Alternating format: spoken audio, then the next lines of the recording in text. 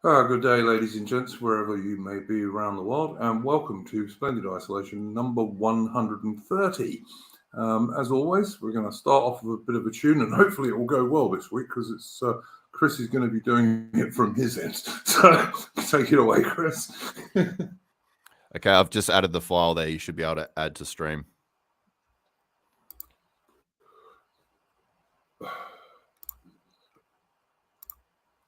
Where are we? Add it to the stream. Take up the white man's burden, send forth the best ye breed. Go bind your sons to exile, to serve your captives' need. To wait in heavy harness on flooded folk and wall. Your new God's sullen peoples have devil and have child. Take up the white man's burden, in patience to abide, to veil the threats of terror and check the show of pride. By open speech and simple, 100 times made plain, to seek another's profit and work another's gain. Take up the white man's burden, the savage wars of peace. Fill full the mouth of famine and bid the sickness cease. And when your goal is nearest, the end for others sought, watch love that heed and folly bring all your hopes to naught. Take up the white man's burden, no tawdry rule of kings, but toil of serf and sweeper, the tale of common things. The ports ye shall not enter, the roads ye shall not tread. Go make them with your living and mark them with your dead. Take up the white man's burden and reap his old reward. The blame of those ye better, the hate of those ye guard. The cry of those ye humor are slowly towards the light. Why brought ye us from bondage, our loved Egyptian night? Take up the white man's burden, ye dare not stoop to less, nor call too loud on freedom to cloak your weariness. By all ye cry or whisper, by all ye leave or do, the silent, sullen people shall weigh your gods and you. Take up the white man's burden, have done with childish days, the lightly profit laurel, the easy ungrudged praise. Come thou to search your manhood through all of thankless years. No age with dear-bought wisdom, the judgment of your peers. Take off the white man's burden through all the thankless years.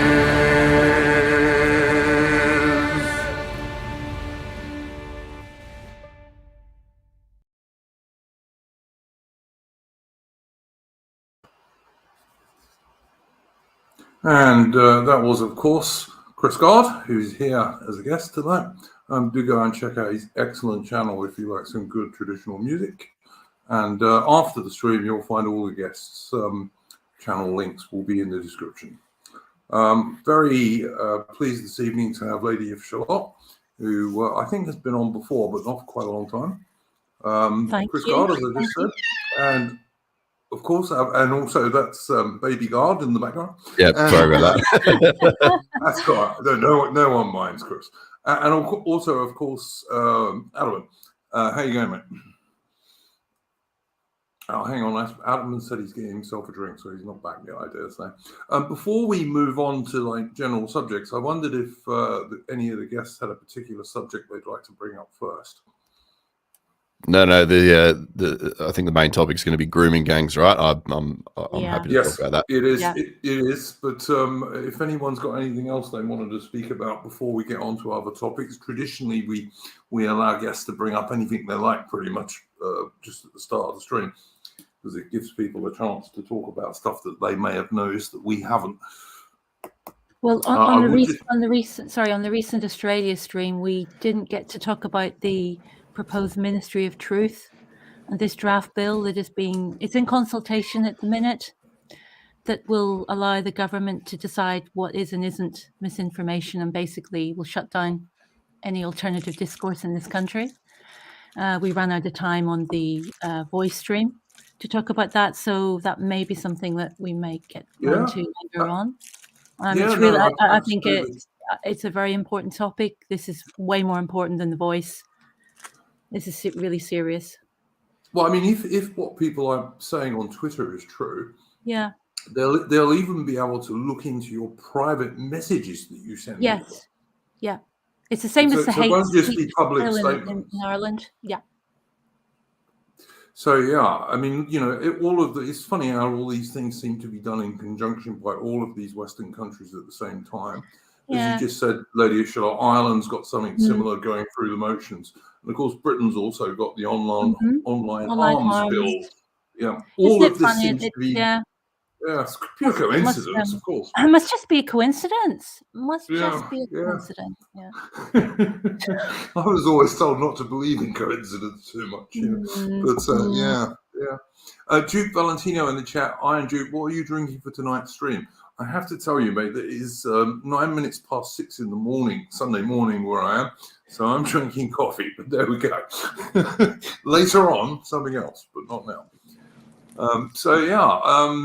We will absolutely talk about that, Lady Charlotte, if you'd like to. I'll just check with Atman if he's back. Atman, did you have a first subject? No, I do not. I actually did have one up until yesterday, and as of this morning, I can't remember what it was. It might come to me as the stream carries on. Well, look, I was just going to say, if we're going to talk about the Australian Ministry of Truth shit later on, if you think of it, then we can always talk about it later. One of the things I wanted to do on this stream is a lot of people in the chat, and I'm sure everyone on the panel here will have heard of the new hit film Sound of Freedom, which is about child trafficking, basically. And the heroine of this is a little 11-year-old girl. And it was that really struck me. I mean, it's a good film. I've seen it. It's quite a hard watch in places. I would suggest people do go and see it. It's an independent movie. It's made by a company that in the past has made Christian films. But this is not a Christian film, really. It's actually quite a good thriller.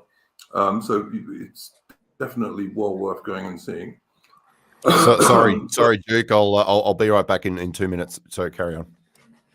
Was I right in thinking it's endorsed by Mel Gibson? I think so. Yeah. Yeah, Mel Gibson's making his own. He's making his own series of documentaries on child trafficking. So this is a related subject, but this one's set specifically in England, as I understand. So that they're related. Yes. Yeah, the Sound of Freedom is it's an American film, and it's mainly set in Central America. But the hero is a straight white dude, family man, which is quite unusual these days. Jim Caviezel, isn't it? The guy who was in Passion of the Christ. Yes, it is. Yes, it is. And he's good in this. He's good in this. And it's like I said, it's a good film. I do recommend it. Not an easy watch, but it's there's nothing nasty in it, if you see what I mean. They don't show anything nasty in it, I'm happy to say. But yeah, do go and watch it. It's an independent movie, and the thing, as I say, that made me think about this for this evening's Splendid Isolation stream was the fact that the little girl who is the heroine of this movie is 11 years old. And that's the same age as the youngest girl that I know of who was involved in the so-called grooming gang scandals in the UK. I think the youngest was actually 10, but that's just the research I've done. But you're dealing with predators. Totally. And of course, when they did have to mention this stuff, the police often didn't mention at all the youngest people. They always focused on cases that were like 14 and above, because then they could jump on a legal loophole. See, this is what I don't understand with this. As far as I understand it, unless the law's been changed, the legal age of consent in the UK is 16. So anyone who is under 16, that's just it. She can't give consent. So all this, I mean, because the cops often used to say, oh, it's consensual, or she's a prostitute, or something like that. But if she was under 16, she could not give consent. If they are over the age of, I can't remember if it's 13 or 14, they can't quite give consent, but it goes from being statutory rape to a lesser charge, which is ridiculous. Well, I've talked to you. Sorry, I was just going to say I've talked to you, Duke, about the case that I got involved in when I was a parent governor at a school, and we had a 12-year-old girl at our school who was being groomed by one of these gangs. And then when I got involved to take up her case, I was told by police and social workers that she had made a lifestyle choice. So what's happening is you're coming up against ingrained leftist thinking that's come from common purpose. So every establishment body that you go up against will come up with this nonsense about lifestyle. I mean, how can a 12-year-old make a lifestyle choice to be locked in a room and raped by 10 men? But that's what I was told. Utterly ridiculous. This is, I mean, okay, guys. Dads were arrested trying to save their own daughters. Yeah. Guys, this is just culture war stuff. I mean, Suella Braverman's rhetoric about child sexual abuse and grooming gangs has cost her the support of an influential conservative backer, Steve Baker, in a sign her hardline approach to culture war issues could hamper her chances of becoming a Tory leader. Baker, a Tory MP in the Brexiter right of the party, who is now a Northern Ireland minister, was Braverman's de facto campaign manager when she stood to succeed Boris Johnson as Conservative leader and Prime Minister last summer. This is just a culture war issue. I mean, she's just that, like, that you guys are just engaging in petty stuff for clicks. Like, it's just rage bait. They really do like to wheel out that whole Steve Baker to the right of the Tories line all the time. Bearing in mind, this is a guy that wanted to ban log burning stoves for environmental reasons. Yeah. I mean, much more serious than little girls being raped. Yeah, it's much more serious than little girls being raped, of course, banning log burning stoves. Yeah, I mean, this grooming gang issue is just as unimportant as a tranny using a woman's bathroom. It's just a culture war issue. Yeah. Fuck me.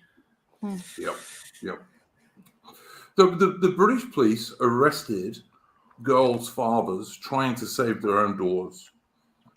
This is arrest girls for being. They would get the young girls drunk. They would arrest the girl for being drunk underage and let the 5 or 6 Pakistani men just go. Yep. Well, and also I think it's well worth pointing out who was the director of prosecutions and the head of the Crown Prosecution Service at the time of this, and that was, of course, the current leader of the Labour Party, Sir Keir Starmer. He was knighted for, presumably, making sure that very few Pakistani guys went to jail, and if they did, not for very long. His knighthood was procedural. They like to bring that up, or he was knighted, so he must have done a good job. But all heads of public prosecutions are knighted. It's a pretty procedural thing. As I mentioned to you last night on Discord, Duke, it wasn't Keir Starmer that brought the cases, because I lived in Yorkshire at that time. It was Nazir Afzal, who was the chief prosecutor for the north of England, a Muslim himself, who brought the cases. How shit is that a Muslim had to bring these cases when a white Englishman didn't? Yeah, because they didn't want to. They didn't want to bring attention to it. No, I mean, they're also the minorities are the only ones that are allowed to bring this to anyone's attention. Exactly, anyway. Chris. Exactly. I think they liked Afzal doing it because he also very much controlled the narrative, because he was kind of seen as a voice on it. He did. He said these men do not represent Islam, so he's distancing the acts from the religion. These men do not represent Islam. Islam is against rape, alcohol, and these men participated in all this. So he controlled the whole narrative. So they basically handed the narrative over to him. He also made a couple of kind of bizarre statements. He made a statement some years ago where he claimed that when Gordon Brown was Prime Minister, and I believe the Home Secretary at the time was Jackie Smith. Yes, Jackie Smith, yeah. And he claimed that she had put out a circular to police forces saying that these girls have made an informed lifestyle choice and the prosecutions weren't to go with it. Yeah. He later said that wasn't true. So I don't know if he was admitting to lying, or if maybe he was kind of trying to back down or what. But very, very sort of bizarre situation going on there. I know. There was also very little mention of how many of the police involved in some of these cases in like very heavy population of immigrant areas were actually themselves from that ethnic group. Oh, they were linked to the perpetrators? Yeah. But that was very much covered up as well, was it not, Lady Ashot?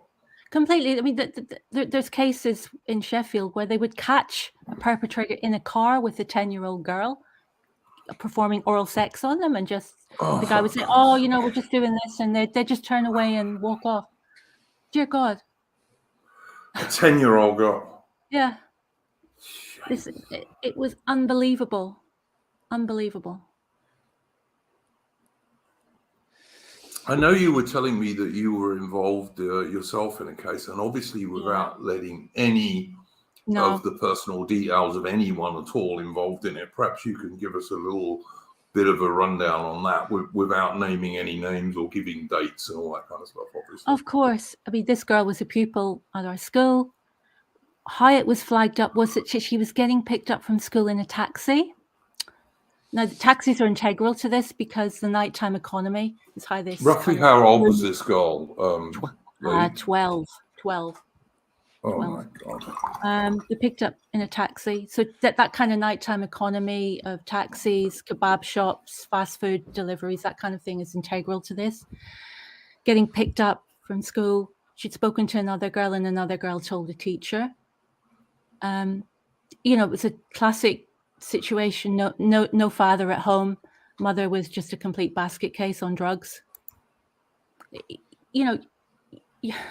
You got to kind of remember how bad the home situations of some of these kids. They were deliberately targeted. They weren't targeting the daughters of Tony Blair. They're targeting vulnerable. These people are predators, and they can. Yeah, but there were a lot of little girls, I believe, Lady Ashot, who were in children's homes. Yeah, there were a lot of single mothers' daughters, this kind of stuff. So they kind of picked people. You could say these girls were already maybe at odds with authority. So what you'd say is that they would maybe possibly not be believed because they were girls who'd maybe done a bit of shoplifting, and they were already at odds with authority. They were in care. They were in trouble at school. They were already on the margins. Right, these aren't head girls. These are girls are on the edge. They don't have a supportive family. They're already vulnerable, in other words. They're already vulnerable. And I'll just say as well, this is also, for the people that apologize for this shit and run defense for this sort of shit, they bring that up, but from the other angle, where they go, well, you should actually be supporting more welfare to protect these people. And it's like, you could actually also just support the police fucking doing something about it. But sorry, I'll carry on. Doing their job, Alan. When Channel 4 actually doing their job. when Channel 4 interviewed some of the rapists in 2014, they blamed social services. They said, well, it was the fault of social services for letting them out. Yeah, they do that with basically every issue, Yeah.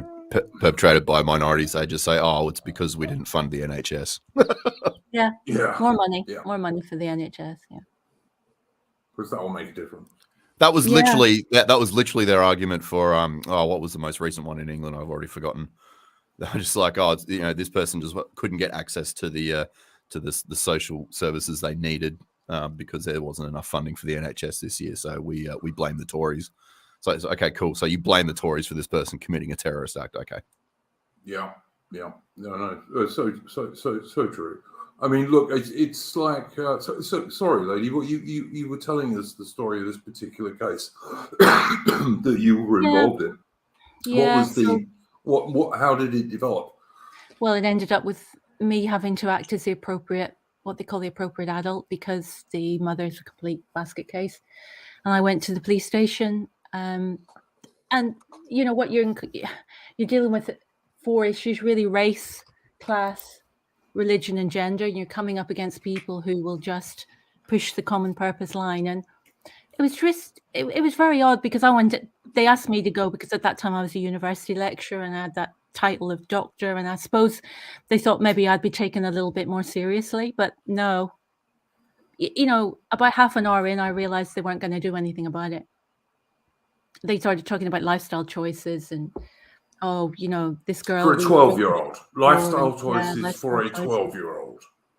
12-year-olds. Even a 12-year-old from a good family with a mother and father who are both at home, even a 12-year-old at that age cannot make lifestyle choices. How the hell can a poor little girl from a deprived background? And remember, these are little Anglo-Celtic white girls we're talking about here for the most part. And how can they be expected to make a lifestyle choice at 12? Yeah. They're children. Yep. I wrote to my own MP. I wrote to David Blunkett, who was Home Secretary and also MP for Brightside and Hillsborough at that time. And he did nothing. Oh, he's one of the ones that Academic Agent quite likes. Oh, yeah. Yeah, he was saying Blunkett is based. Blunkett is based. Yeah, that's what he said. Yeah, Yeah. right. No, right. I don't think. I think you'll find he's not. No. Well, I mean, just like Tony Blair is, and nor is Sir Keir Starmer. I mean, as we were saying earlier on, Chris, when you were dealing with your little daughter. It's just that problem of the dissidents being so thirsty for any semblance of sensibility that they'll clamor for the likes of Tony Blair and fucking David Blunkett. I mean, to be fair, he was basically basing his analysis on newspaper clippings from the era when they were actually in power, and we all know how the media likes to ramp up how right wing someone is, even if they're really not. So, but that's besides the point to the actual story at hand that you're talking about, Lady Charlotte. Sorry to interject. I ended up contacting a journalist called Andrew Norfolk, who writes for The Times, and he was key in exposing this. And he had been writing articles since 2003 about grooming gangs in the north of England. And I wrote to him, and then he wrote back and said, well, you're just one of many. And then you find out just how bad it is. And this has been going on for years. I think the earliest cases he could trace back were in the late 80s. So late 80s, early 90s. And it's still going on to this day, of course. I mean, never been stopped. It's never been stopped. Yeah.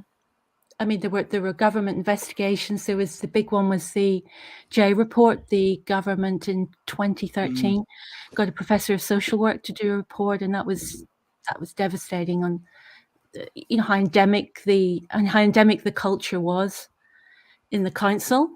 That they just, again, it was that thing that staff perceived that there was only a small step between mentioning ethnicity and being called a racist, so they just wouldn't go there. And there were some good people who did try, but they just, if you did, you were sidelined and you were out if you mentioned ethnicity at all. There was even Lady Charlotte. You may remember there was a blonde police lady, I remember, and she basically had to resign in the end. Oh yeah, because she was talking about Yes, sorry, that's Maggie Oliver. That's in Rochdale. You see, this happened everywhere. I'm talking mainly about Sheffield, Rotherham. This happened in Blackburn. This happened in Rochdale. This happened in Telford. This happened in Oxford. In Oxford, yeah. There was a grooming gang bloody in my posh home Oxford. city of Canterbury. Yeah, indeed, everywhere. And there's this. It's an organised. What you're dealing with is organised crime, and these children are trafficked and pimped across the whole of England, and they then get involved in pornography as well, Yeah, or they're made yeah. to. Yeah. Yes, of course. Look, I mean, they give these girls loads of alcohol, they give them drugs and all the rest of that. And then also, let us not forget that you're not merely talking about sexual abuse. Some of these girls were actually tortured. Yeah, they were physically tortured, branded, whipped, all sorts of things. The girl that we got involved with, she was doused in petrol, made to watch rape and pornography. How do you come back? And also lots of vile verbal abuse. They were called white sluts and all this kind of stuff. And like we're saying, we're talking about 10, 11, 12-year-old girls here. Yeah. Yeah. It's just appalling. And this is in Britain. It's not happening in some dark Pakistani valley. Yeah. And all the abusers would tend to come when they traced if you looked into their family roots, they all came from a region in Kashmir. They're all, often interrelated. They come from the same group of villages. So you're dealing with a real low caste mentality that they've just imported to the north of England, south of England, wherever. Yep. Yeah. No, absolutely right. The thing that gets me is, all right, good on these guys who made The Sound of Freedom. And obviously, it's an American film, and they're looking at America. But do you think there is even the tiniest smidgen of a chance that the Brits would ever make a film like that about Anglo-Celtic white girls who are being treated in exactly the same way in Britain? It's really interesting, and Ataman might remember that the BBC did make an award-winning drama about 5-6 years ago called Three Girls that was based. Three Girls was based on the Rochdale incident. I mean, it's hard to believe that the BBC actually did this, but they did. So that happened. But in terms of an actual movie, no, I think it's too hard a subject. But of course, they now blame Three Girls for inspiring a terrorist attack on a mosque. So they'll never that'll be their excuse for never touching that subject again. Yeah, that's right. Yeah, that's right. I do notice that GB News have been recently covering some stuff on this. I don't know. You guys seen that? I guess you would have done that. Yes. I haven't seen the recent stuff. He's done a few more bits recently, hasn't he? That guy, that young guy, I can't remember his name. Patrick Christie? Is that Patrick Christie? I think so. I know. Yeah, that sounds about right. Mark Stein was great on that, but then of course he got the boot. Yeah, because he was too honest about it. He was too honest. Yeah, he was too honest about it, so they ditched him. Mark Stein, actually, I was most impressed with Mark Stein. I didn't know much about him until I think it might have even been you who mentioned him on the Discord. It probably was me. GB News needs to make room for the likes of the sensible crusaders like fucking Calvin Roberts and Zuby and all their friends. Yeah, Calvin Roberts isn't bad. Calvin is on. They do have Calvin on, but I know they should cast their net a little bit wider into even like YouTube content creator. Get some new voices on there. Just don't have the same people. But I think they're in fear of running up against the Eye of Sauron, as they all are. They don't want to get shut down. They don't want to get hit with huge fines. Biarki in the chat is saying it was Charlie Peters who did the grooming. Yeah, that's what. Yeah, that's right. Sorry, that it was him. Yeah. But and the racism narratives that run through the grooming gangs, it even goes beyond that, because you had that kid. Someone mentioned Chris Donald in the comments, I believe. Yes, but you even had Richard Everett from Camden quite a few years back now that was that was killed by a school gang called the Bangladeshi Five. Yeah, that's right. I remember that.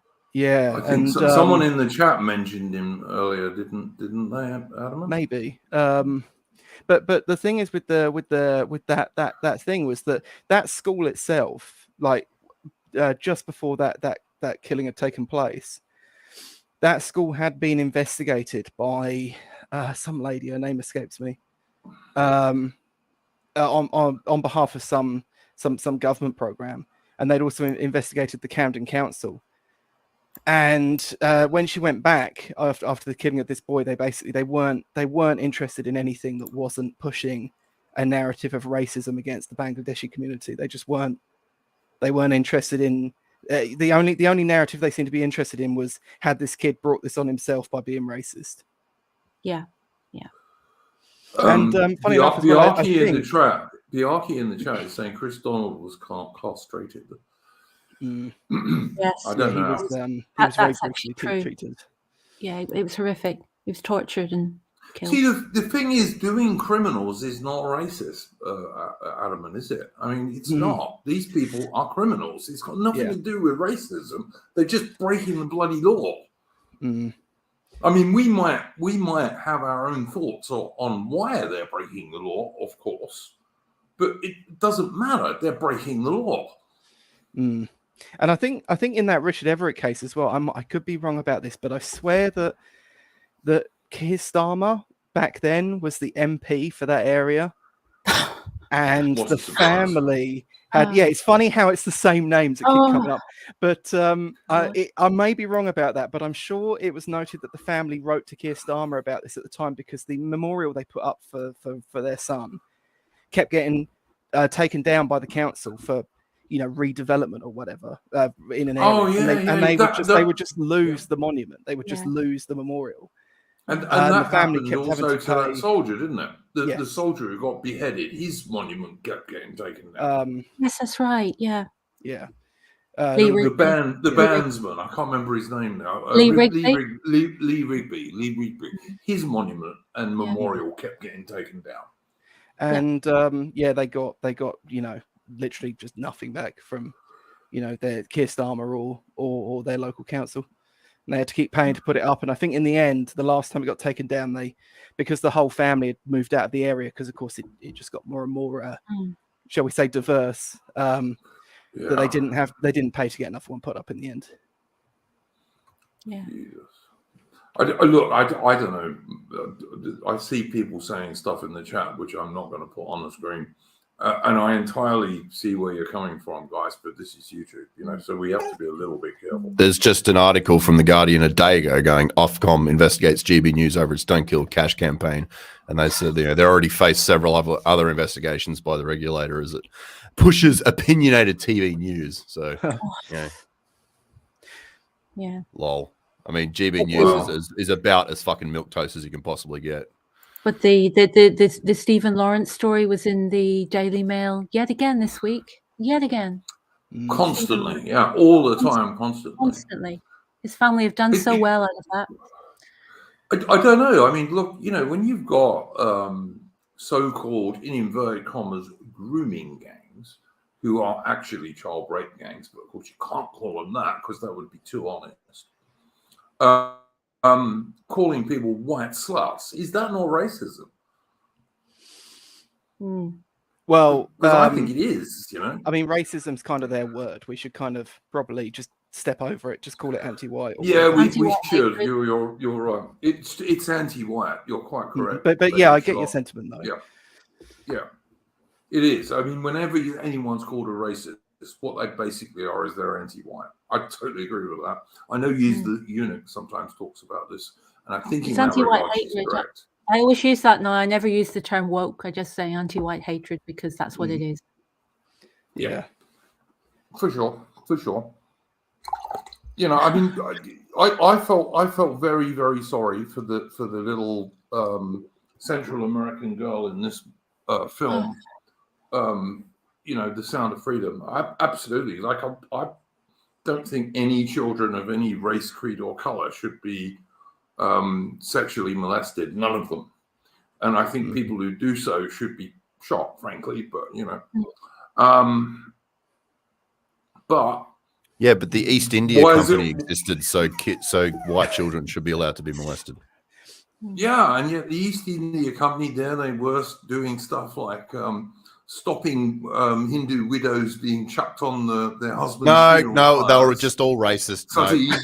Yeah. They were also stopping the Thuggy cult that was killing thousands of Indians every year on all the main roads in India. But yeah, okay, yeah, fair enough.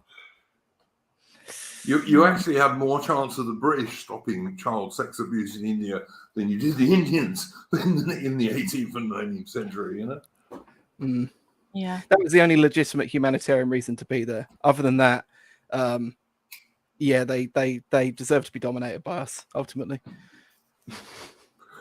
I disagree with that to some degree. I mean, I think we improved them hugely. I don't think it improved us, but we improved them. Yeah, sure. that's kind of the yeah. We've had that conversation as well on Discord this week because of our slavery discussion last time. But yeah. No, I mean, look, did it do us any good? No, it bloody well didn't. Well, look what's happening to us now. I mean, expansion of your people and values for the sake of glory is part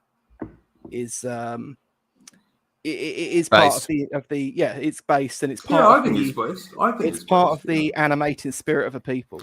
And I wonder too that if we had rolled out of Canada, sorry, excuse me, I wonder if we had rolled out of Canada, New Zealand, and Australia, and in line with all the rest, that if they'd be building statues in our honor after we left, saying we miss you, come back. Instead, we hung around and let it manifest into the fucking disaster that we have now. It is funny though, Chris, when you say that. Like, I've quite frequently watched guys in India recently, like Bald and Bankrupt, for example, and at least 2 or 3 Indians have turned around and said to Bald and Bankrupt, "Yeah, the British should come back." Yeah. And in South Africa, the same thing. I knew quite a lot of Zulu people who, after the ANC had been in power about 10 years, said, "Yeah, we want the white government back, please." Yeah, usually the sort of hateful racial animus and resentment that you get usually manifests on our native soil. I mean, one of the things I always find kind of weird when I travel is that you don't realize to what extent you may be getting treated like a second-class citizen until you go abroad, especially to Eastern or outside of Europe entirely, and then you come back. Yeah. It's quite eye-opening and also a little surreal.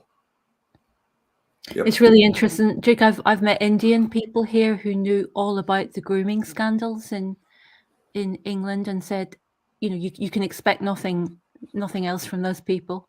People who come from that part of Pakistan, they're scum. You can expect nothing else. They knew all about it and they were horrified. They said, we thought better of Britain. We couldn't, because it was widely reported in India, because it gave the Indians a chance to say, "Oh, look at those revolting Pakistanis," and they said, "My God, we couldn't believe it." You can expect nothing else from them. Well, I know that a few Sikh girls were also targeted by these groomers, but it was only a few. But of course, all of the mainstream media in the UK made much of that because that enabled them to try and pretend it wasn't a white versus brown thing. Look, and that was the only reason they did make much of it. That's it. The victims were overwhelmingly white, and the perpetrators were overwhelmingly Southeast Asian, and that's it. 100%. But you're not allowed to say that. You're just not allowed to say it, really. I did in the research I did for this stream. You go down the list of the people the men who were convicted, and those names. There were no Smiths and Jones and Perkins or no good old English names. No. Yeah, no, it was just like, and like I said, I think this is very important. People realize this. This stuff hasn't stopped. No. It's just been buried. It's just been buried. I mean, even the reports that you were talking about earlier, Lady Shaw, were very, very carefully worded. Yes. Yeah. I know. So, the amount of copium, I felt sick that whole time. I can't even tell you. It affected me so much. I wasn't sleeping. I wasn't eating. there's no words for it, really. Yeah, no, I don't know, man. I just think this is something that we should not forget. This is something that people should not stop speaking about. It hasn't gone away. They just want to brush it under the carpet. And it's basically just an anti-white thing. And in Britain's case, obviously, that is overwhelmingly Anglo-Celtic people, because the vast majority of native white British people are Anglo-Celts. I mean, Adam, and I know that you've done some stuff on this because I've seen it on Twitter. Is, you'll get these people saying, "Oh no, all the Brits are immigrants," blah blah blah blah blah. But the basic British people have been in Britain like twice as long, at least, actually probably 3 times as long as, for example, the Maoris in New Zealand, who are regarded as indigenous. Yeah, and one of the on Twitter especially, one of the things I like to do is just whenever they say that, I just grab their handle, their username, and just throw it in the search bar along with Maori or Native American or Aborigine, and just see what they've said in the past. And sometimes they're quite insular and they don't talk about that stuff outside of sort of Brexit and whatever. But a lot of the time you will find that they're sitting there talking about how badly the Native Americans were treated, or how New Zealand is on occupied soil, or some sort of trash like that. And it's like, oh yeah,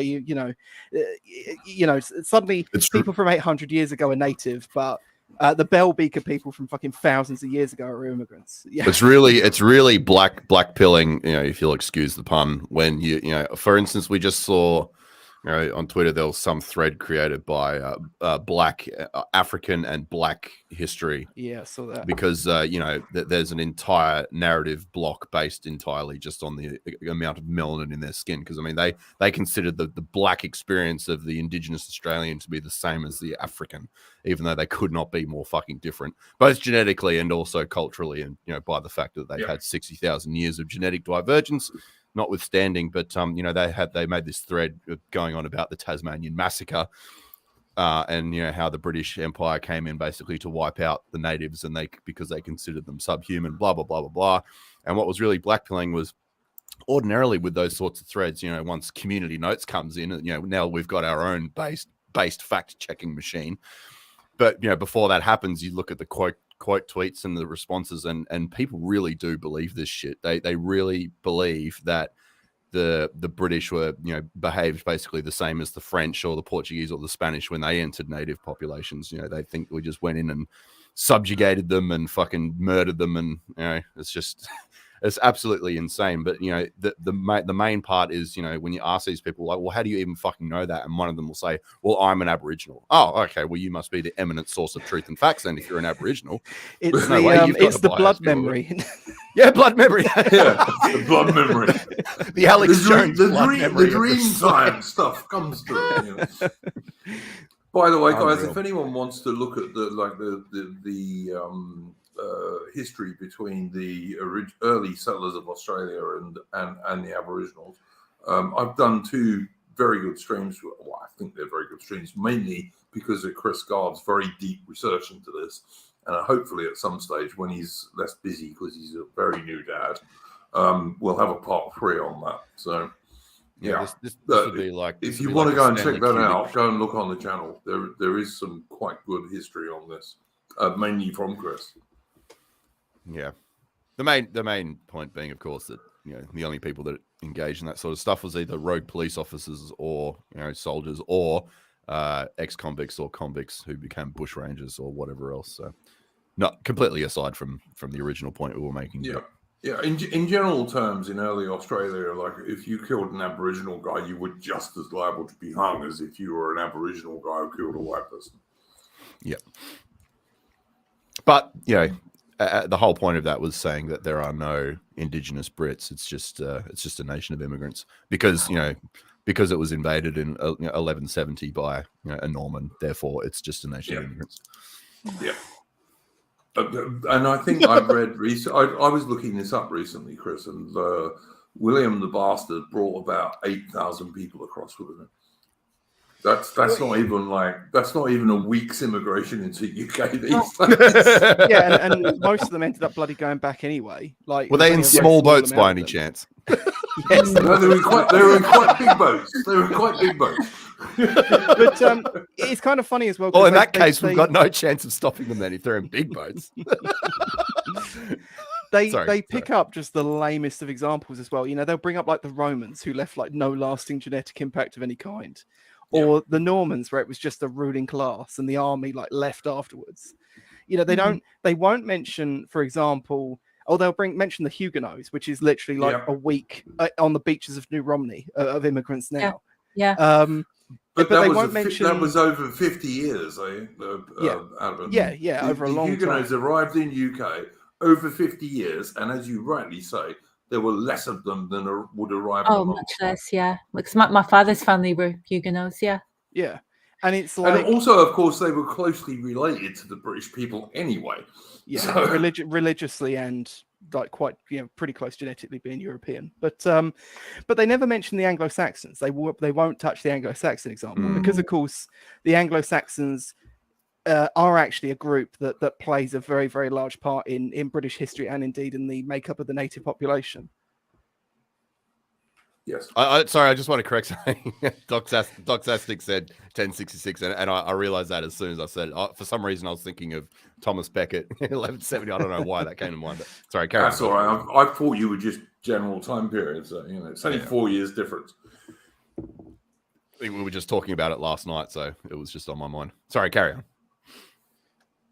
Yeah, it's like Patriotic Archive said. Yeah, that's the one they always throw out Farage. Yeah, they always bring up. They're like, oh, yeah, he's a Huguenot. It's like, okay, yeah, that's exactly like fucking millions of Somalis. Brilliant, well done. Yeah. Look, the Huguenots, as Atman pointed out, they had the same religion as the Brits. They were Protestant. Yeah. This is one reason they left France. And also, exactly.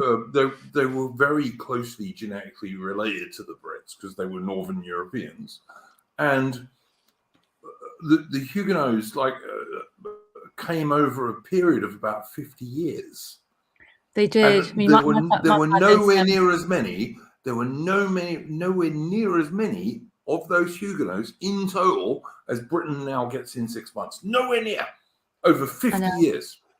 And my also, like I said, they were just going to say, my father's family settled around in an area called Lisburn, which is on the River Lagan, and they worked in the linen trade. So they came over and worked, but that area had already been settled by Ulster Scots. So yeah, who they were very similar to in religion and so on. So yeah, they assimilated very, very, very quickly. Well, it's like some Huguenots went to South Africa. After the Dutch settlers, the next biggest group in the modern Afrikaners are the Huguenots, who mixed very easily with the Dutch because, again, they were Protestants, Northern Europeans.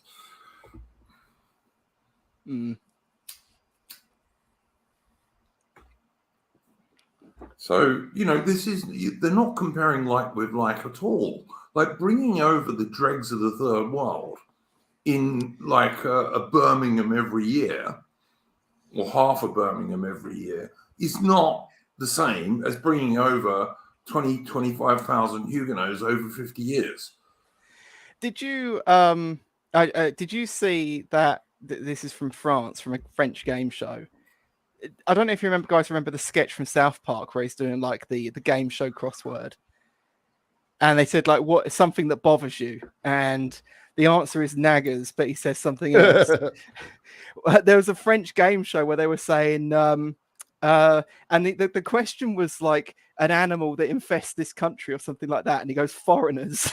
And the TV host is just like, just mouth just open. But AI Shire said, in their mind, the Anglo-Saxon doesn't exist. I've had this argument. Quote, actually, they've never called themselves Anglo-Saxons, even though they did. House of Wessex created the title King of the Anglo-Saxons. Yeah, funny enough, because is it Ethelstan who called himself King of the Anglo-Saxons, but then also called himself King of the English? And I've had people say, oh, there was no King of England. That's ridiculous. It's like, it's literally on fucking Google. Yeah, there was. And even if there wasn't, right? Alfred the Great's son was King of the English. Yeah, that was the title he took up. But even if there wasn't, right, if you go back and look at, you know, any of the founding philosophy for like the idea of nations from, like, for example, the French, they draw up the distinctions of the sort of founding force of a nation long before the nation became known as such. You know, they trace like the founding of France back to like Charles Martel, even though Charles Martel wasn't considered the king of France, but he sort of drew up the ideas and planted the seeds that would go on to be France. Well, I know that Nathan C.J. Hood, who I hope will come back at some point, from his he's taking a break from YouTube. Nathan C.J. Hood and also Rupert August have done some stuff on King Arthur and so on, and the legends around that. I have always thought myself that Alfred and his son would be better, but I do see where they're coming from, because these legends in some way are the people's story, and of course, King Arthur is, if you really go back on that legend, that's more a Romano-British thing that was adopted in France. Whereas, of course, Alfred was an Anglo-Saxon. I don't know what you, Adam, and other people think of that one. Yeah, no, I do broadly agree. It is kind of funny that, I mean, we talk about how, you know, these groups are all closely related, but it is still kind of funny how even a difference like the channel can make to like an entire ontological view of a people's history. True. Yeah. Very true.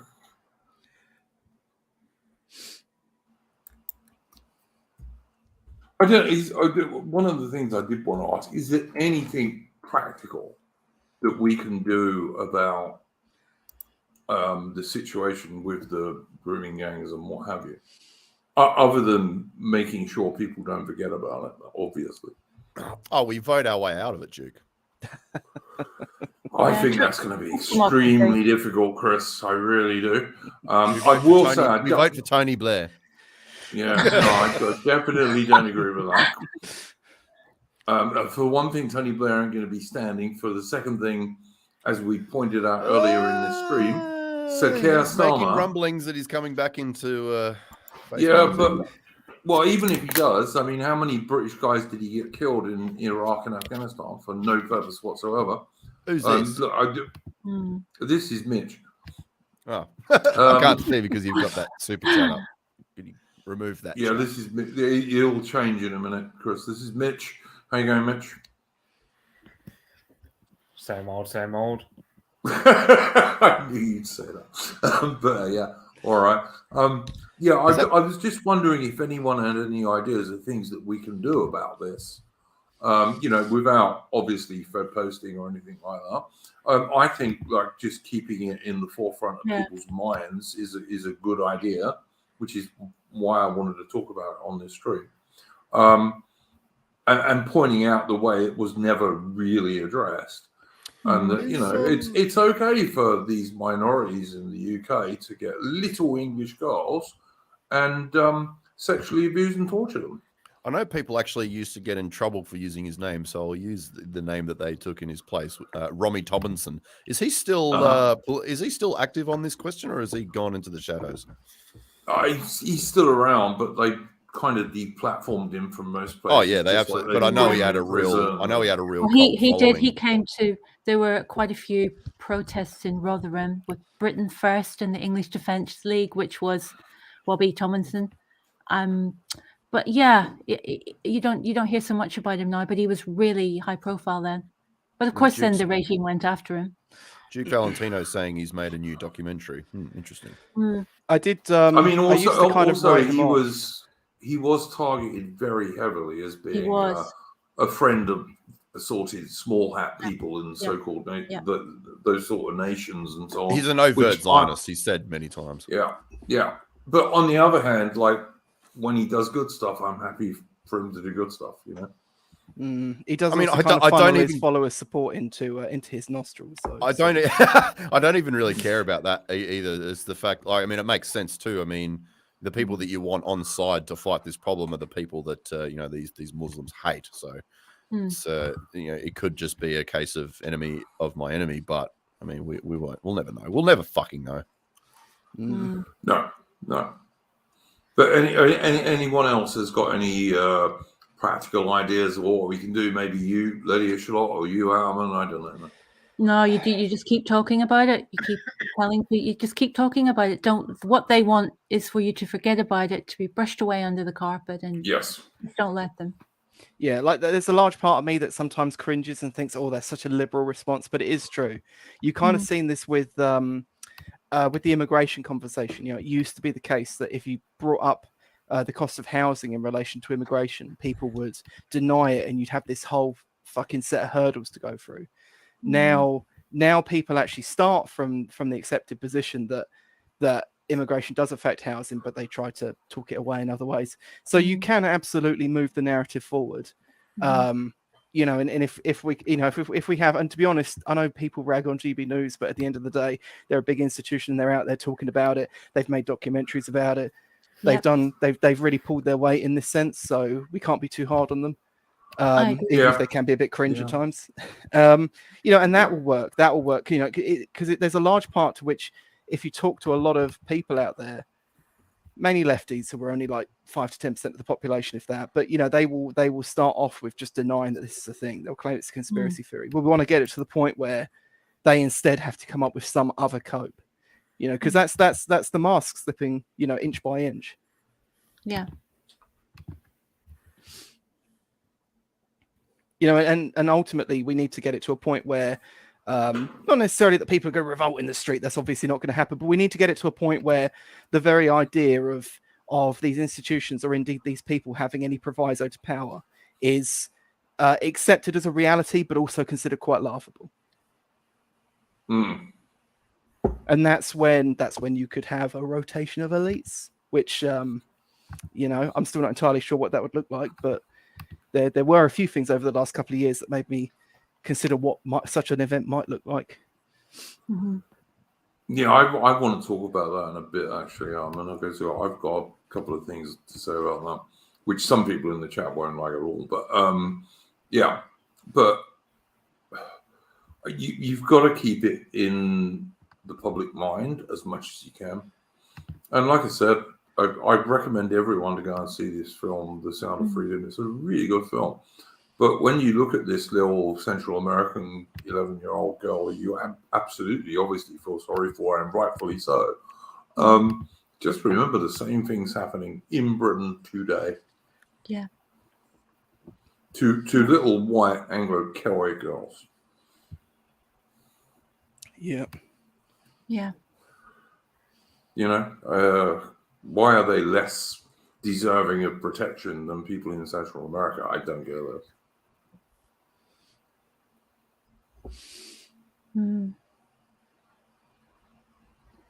So yeah, Mitch, did you have a subject you wanted to talk about this evening?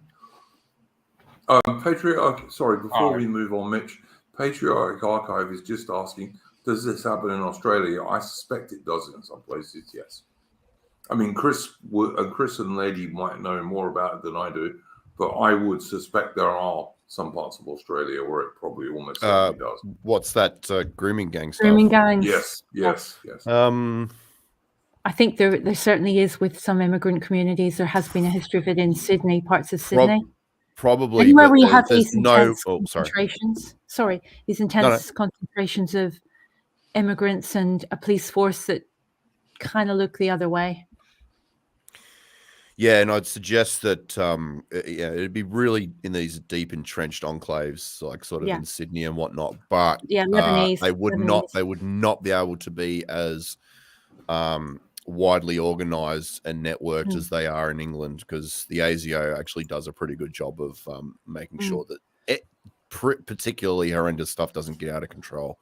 But it still, of course, exists because it's in the very nature of those communities. So it would just be at a lot smaller scale and a lot more decentralized. Biarki in the chat is reminding us that there was significant Lebanese grooming in Sydney. That's what I was referring to. That goes Yeah. way back to. Oh, that was where the riots happened, wasn't it? Yes, I remember that. I remember reading about it. Yeah.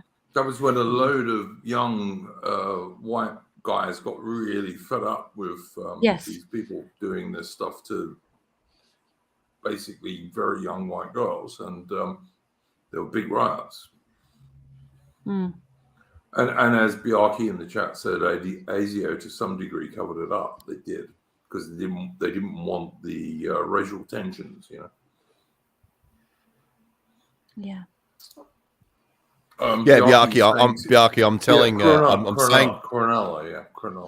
It was 10 years Cronulla, before. that's right, It was 10 years Cronulla. before. But no, I'm saying today, in today's Sydney, it's a lot less so than it was before. Of course, this stuff was happening, Yeah. you know, before they were able to monitor these groups digitally, because so much of it is organized by phone now, on smartphones. So, but yeah, I mean, what I'm saying is that there is actually a centralized network of this stuff happening in England that the police know that it's happening, and they're not doing anything to stop it. So yeah, yes, 100%. We had Duke Valentino everybody, in the chat. social services, everyone working. You've got to have the establishment working in step for this for it to be done the way it was done in England. Yeah. You have police, social services, some people in schools. Even you've got to have everybody looking the other way, and everybody.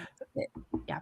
Funny enough, there's like, if you go back and look at like even some of the Italian elite theorists, right? If you read back some of the old guys from back in the day, you know, like talking like 100 years ago, I remember seeing a few comments where some of these people back then said like, Islam only really operates when like the entire ruling class goes in its favor. And this kind of goes a bit beyond Islam, but it does also seem to be the case that like we've had this whole invasion narrative. I've been pushing back on this a little bit this week. But we've kind of had this invasion narrative where people call them invaders, and then the left go, they're not. But the truth is they're not. You know, they only operate here because they have people let them in. The backing and support of our government. They wouldn't be able to rock up on boats with little axes or even guns and do shit to anyone in France or here or anywhere without the complete express support of our government, literally 100%. Bringing these people in, giving them cover to operate, so on and so forth. 100%, and I totally agree with that. Duke Valentino is saying, does it happen in Ireland? And I would just like to say, I don't think it happens in Northern Ireland, because I think in Northern Ireland you get your legs chopped off. But in Southern Ireland, the chances of it happening are increasing all the time, as there are more and more and more immigrants being stuffed into Ireland as quickly as they can do it. And of course, the Irish Republic populations are quite small. If it isn't happening yet, it soon will be, because it's endemic to their culture.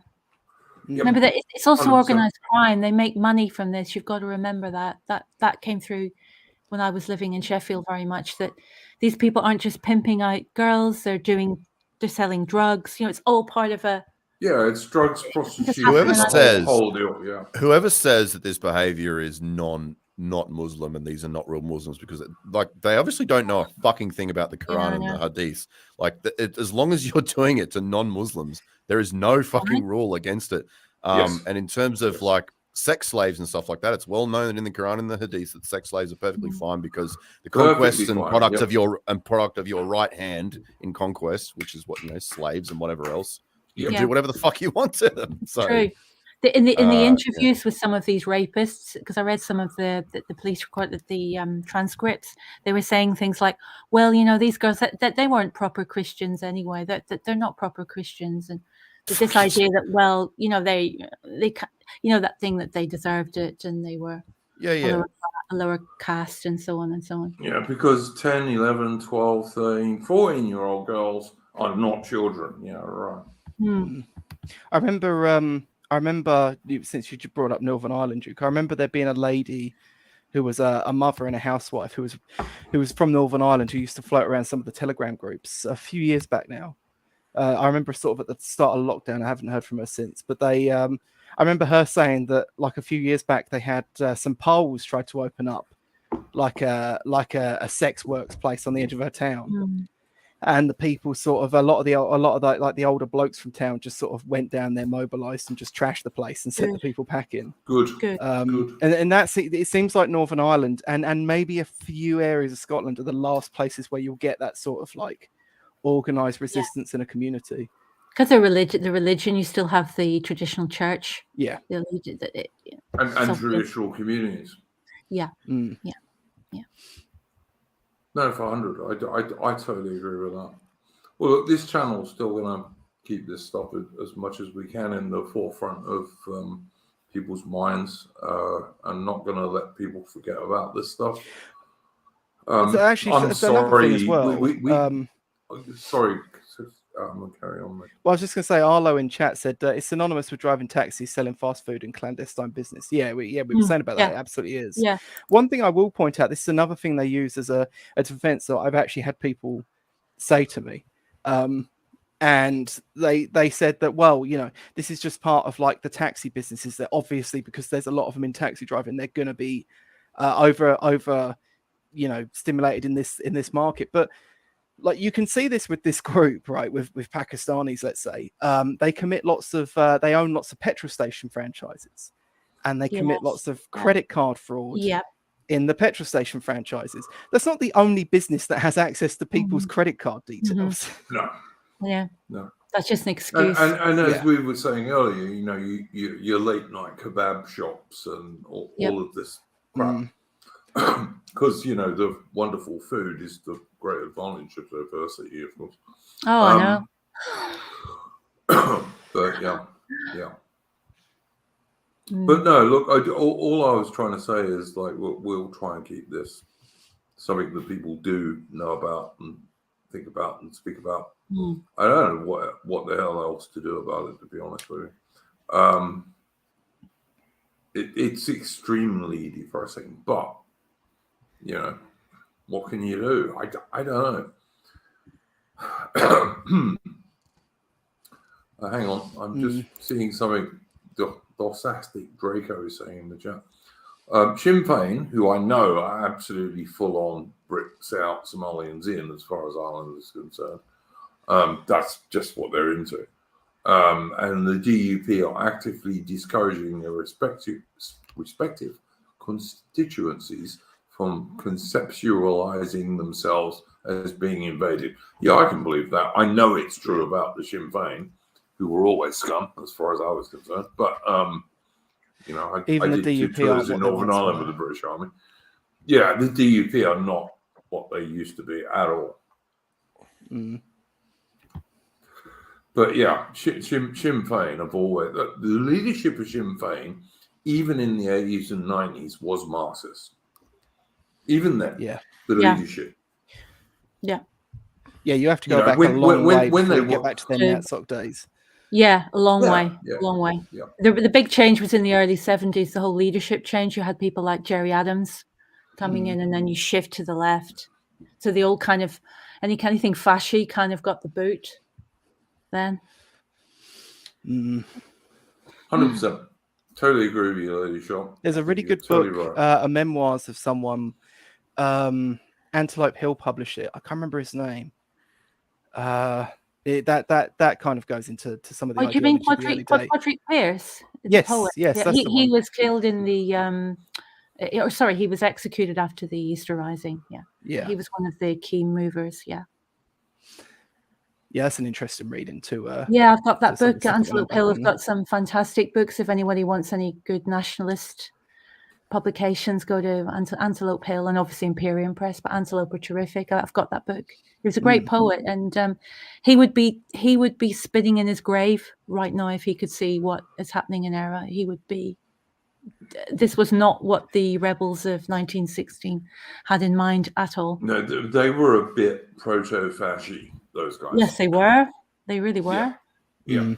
And you get, of course, I mean, I made that edit that I've seen actually go around Twitter a little bit since then of Bowden talking about, what was all the violence and death of the IRA for if they're now just going to allow themselves to be replaced in their own homeland. Yeah.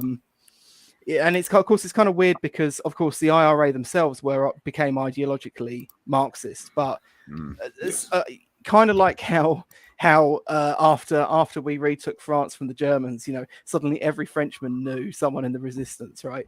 Everyone's mum had been in the resistance. You kind of get a lot of people in Ireland who are like, every one of them has a relative that was in the IRA, but they're all saying that from a very conservative nationalist bend, and yet that ideologically doesn't line up with what the IRA was or what Sinn Féin is doing to their countries today. Like Adam and my grandfather went across on D+3, 3 days after D-Day, and he was there until quite a long time after the German surrender. And he said when they were going through France that like all Frenchmen were in the resistance after the Allies arrived. Is that true? What Duke Valentino said there? They were infiltrated and led by MI5. Is that true? Yeah, to a large degree. Yeah. That makes sense. Towards the end, Chris, British intelligence said deeply penetrated Pyra, very deeply penetrated Pyra. This is one reason I always warn people on the right that you have to be so careful, and you do have to regard everyone as a Fed until they prove themselves not, because the Brits are damn good at doing that shit. Man. Oh, completely. They had a special unit that were trained. It was somewhere one of the military bases in England, and they were trained to the highest level to infiltrate Pyra. I mean, by the end of the Troubles, the IRA was hopelessly compromised. They had infiltrators everywhere.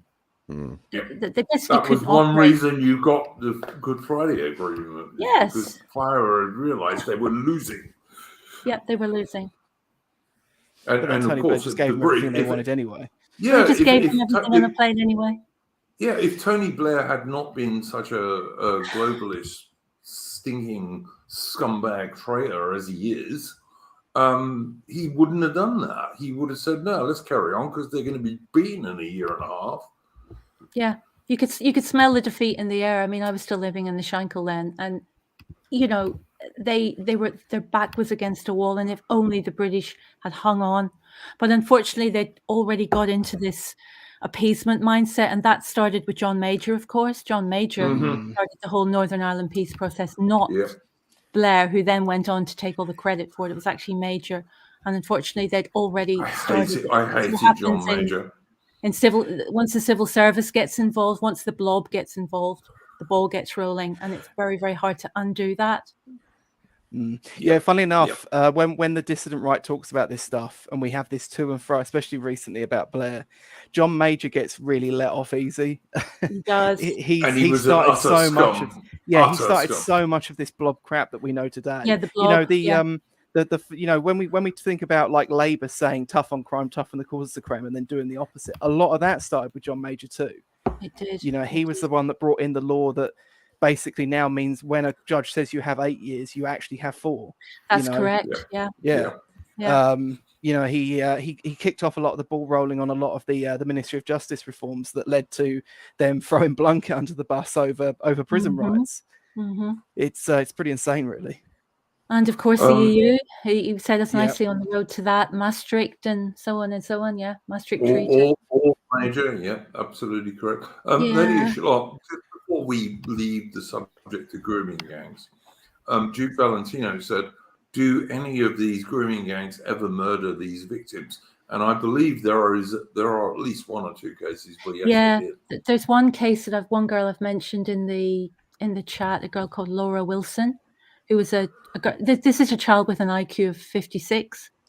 Who was targeted. So she was retarded, special needs. Basically. Basically. Was she the one that got labelled as Britain's first honour killing or something? Yes, that's it. It was called an honour killing because she had been groomed by 2 different men and had a baby, and she kept it quiet, and then she went and told them, and she told them she didn't know who the father was, and things must have escalated, and they murdered her and threw her body in a canal in Rotherham. Wasn't there also a case of a mother and a daughter who were burnt to death in their house, Lady Shaw, I believe? Yeah. And there was a rumour, which I see Brucey Kibbutz in the chat talking about, of another girl. This is a third one, who might have ended up in kebabs. That's right. They've actually reopened that case this week. Mm. In the light of the investigations, and because at first it wasn't taken seriously or properly investigated, and now it's been reopened. Absolutely. Charlene, was it Charlene Tynes? I think her name was. Oh, you know that it's heartbreaking when you read this. There's just so many names, and you see their faces, and to me as a mother, they just look like little girls. You know, they look like my daughter's friends. Because they are little girls. They're just little kids. Because they are little Yeah. girls. Yeah, And you absolutely. realize what they went through. These are children. Yeah. In Britain, not in Yeah. some third world No. place, in Britain. Although, of course, if you import the third world, you do become You the get it. third world. I know. So, yeah. I don't know. I don't know what else we can say on this subject, guys. It makes you feel somewhat helpless, but it should be something that people talk about. It should be something people talk to their MPs about. It should be something that, as much as possible, people put into the mainstream media, etc. Although, of course, all of the Western nations, as we said earlier, are doing their best to try and stop people speaking the truth. I mean, I've been pacing this entire time because this gets me fucking fuming. I ain't even got kids. I can't begin to imagine what you lot feel. Yeah, exactly. Oh, completely. You know, look after your children. Don't let them go off the rails. Don't lose them. Don't lose touch with what they're doing and who they're with. Yeah, no, we don't. There's. I don't know if you remember. I think it might have been the early 2000s. There was that woman that did the free range child stuff, where she let her daughter ride the New York subway alone. Just with a nonsense. that principle was perfectly fine when we had a high trust society and small communities, but in today's, not even for fear of predators, but the tainting to them done by peer relations, where they with just the average kid that they might meet on the street, who's just basically a complete degenerate demon, and that influence in and of itself can begin the decline. So now you really have to keep a close fucking eye on the surroundings of your kid, including from peers. I mean, as I know, like Lydia Schlott, I know is involved with homeschooling, and if you really want to keep your kid out of this stuff these days, you've really got to look into trying to do that, even because state schools are very little more than brainwashing and propaganda. They're full of anti-white hatred. A friend of my teenage son's was made to stand up in class. Now this is in a nice secondary school in Bayside in Melbourne, which is a nice suburb. He was made to stand up in class and apologize for the sins of the white man in Australia. Now, if that had been my kid, he would have been out of there so fast. Parents rang up and complained, and the school said, "Oh well, it came from the council, blah blah blah. We didn't know what some kind of activist had come in to speak to." Schools let these bloody people come into the schools and talk to the kids. I wouldn't listen. When I was a kid, I mean, how old was the kid, Lady Schlott? About 15 year old. No, when I was 14, 15, I would have just said, get stuffed. I won't do it. Yeah, no. But my father would have gone in and punched the teacher. Of course. I am always quite surprised at how many of the kids actually do see through that crap. I do worry about how, especially because they're impressionable. Of course, they do still get through to quite a number of them, but it is always quite shocking the amount of clips that you see of kids speaking out. There was one recently, actually, of two quite sort of working class girls speaking up against their teacher about some transgender conversation in school, even though the teacher was threatening. Yeah, even though the teacher was threatening. I saw that. Great. That was and good. did you see that the teacher immediately reverted to, "I'm going to get you thrown out"? They can't even engage in a debate. Their answer is, "You're going to have to leave the school." Classic leftist dialogue. Yeah, that was good. Duke Valentino in the chat is asking us, before we change the subject, could you address the situation about parents being arrested for confronting these grooming gangs or trying to stop them. Look, all I know is that at least 2 dads I can He remember did. were arrested by the British cops for trying to save their own door. Yeah. And like I said earlier, when the police happened upon an incident where a group of Pakistani men had an underage girl drunk and in her clothes were half off, they arrested the girl for being drunk underage. You got to remember, you're coming up against a regime that everything is working in step. It's not, when I talk to people, this, just go to the police. Well, what if the police don't want to know? 100%. I noticed Yeah. Mitch just dropped off. I'm hoping he's going to come back because we're Yeah, going to change the subject in a minute. He said he didn't want to say something he shouldn't, and I was kind of sitting there going, "Say it." Well, if it wasn't too bad, yeah, absolutely say it, Mitch. But Mitch, please come back because we're going to change the subject in a minute anyway. And I do get that you don't want to post, which it is a dark subject. It is. This is a very dark subject. Someone quite near the beginning, actually, of this conversation said something like, I think it was the Laureist, said something like, people will look back historically at like things that we don't even fully comprehend now, how bad some of this stuff was. And that is true. That's kind of the reality. Oh, yeah. 100%. Yeah, 100%. I mean, if you can't protect little children, who the flipping hell can you protect? I find it very hard to deal with because, as you know, I grew up in a very conservative culture in Northern Ireland in a very religious home. And I just couldn't even believe it. These are children, and yeah. 100. There's just no you're totally right, Lady Schlott. You have to be very careful what you say. Because free speech is not a thing. No. And it's not even a thing when you're trying to protect little schoolgirls, for God's sake. I mean, if you can't protect them, who the hell can you protect?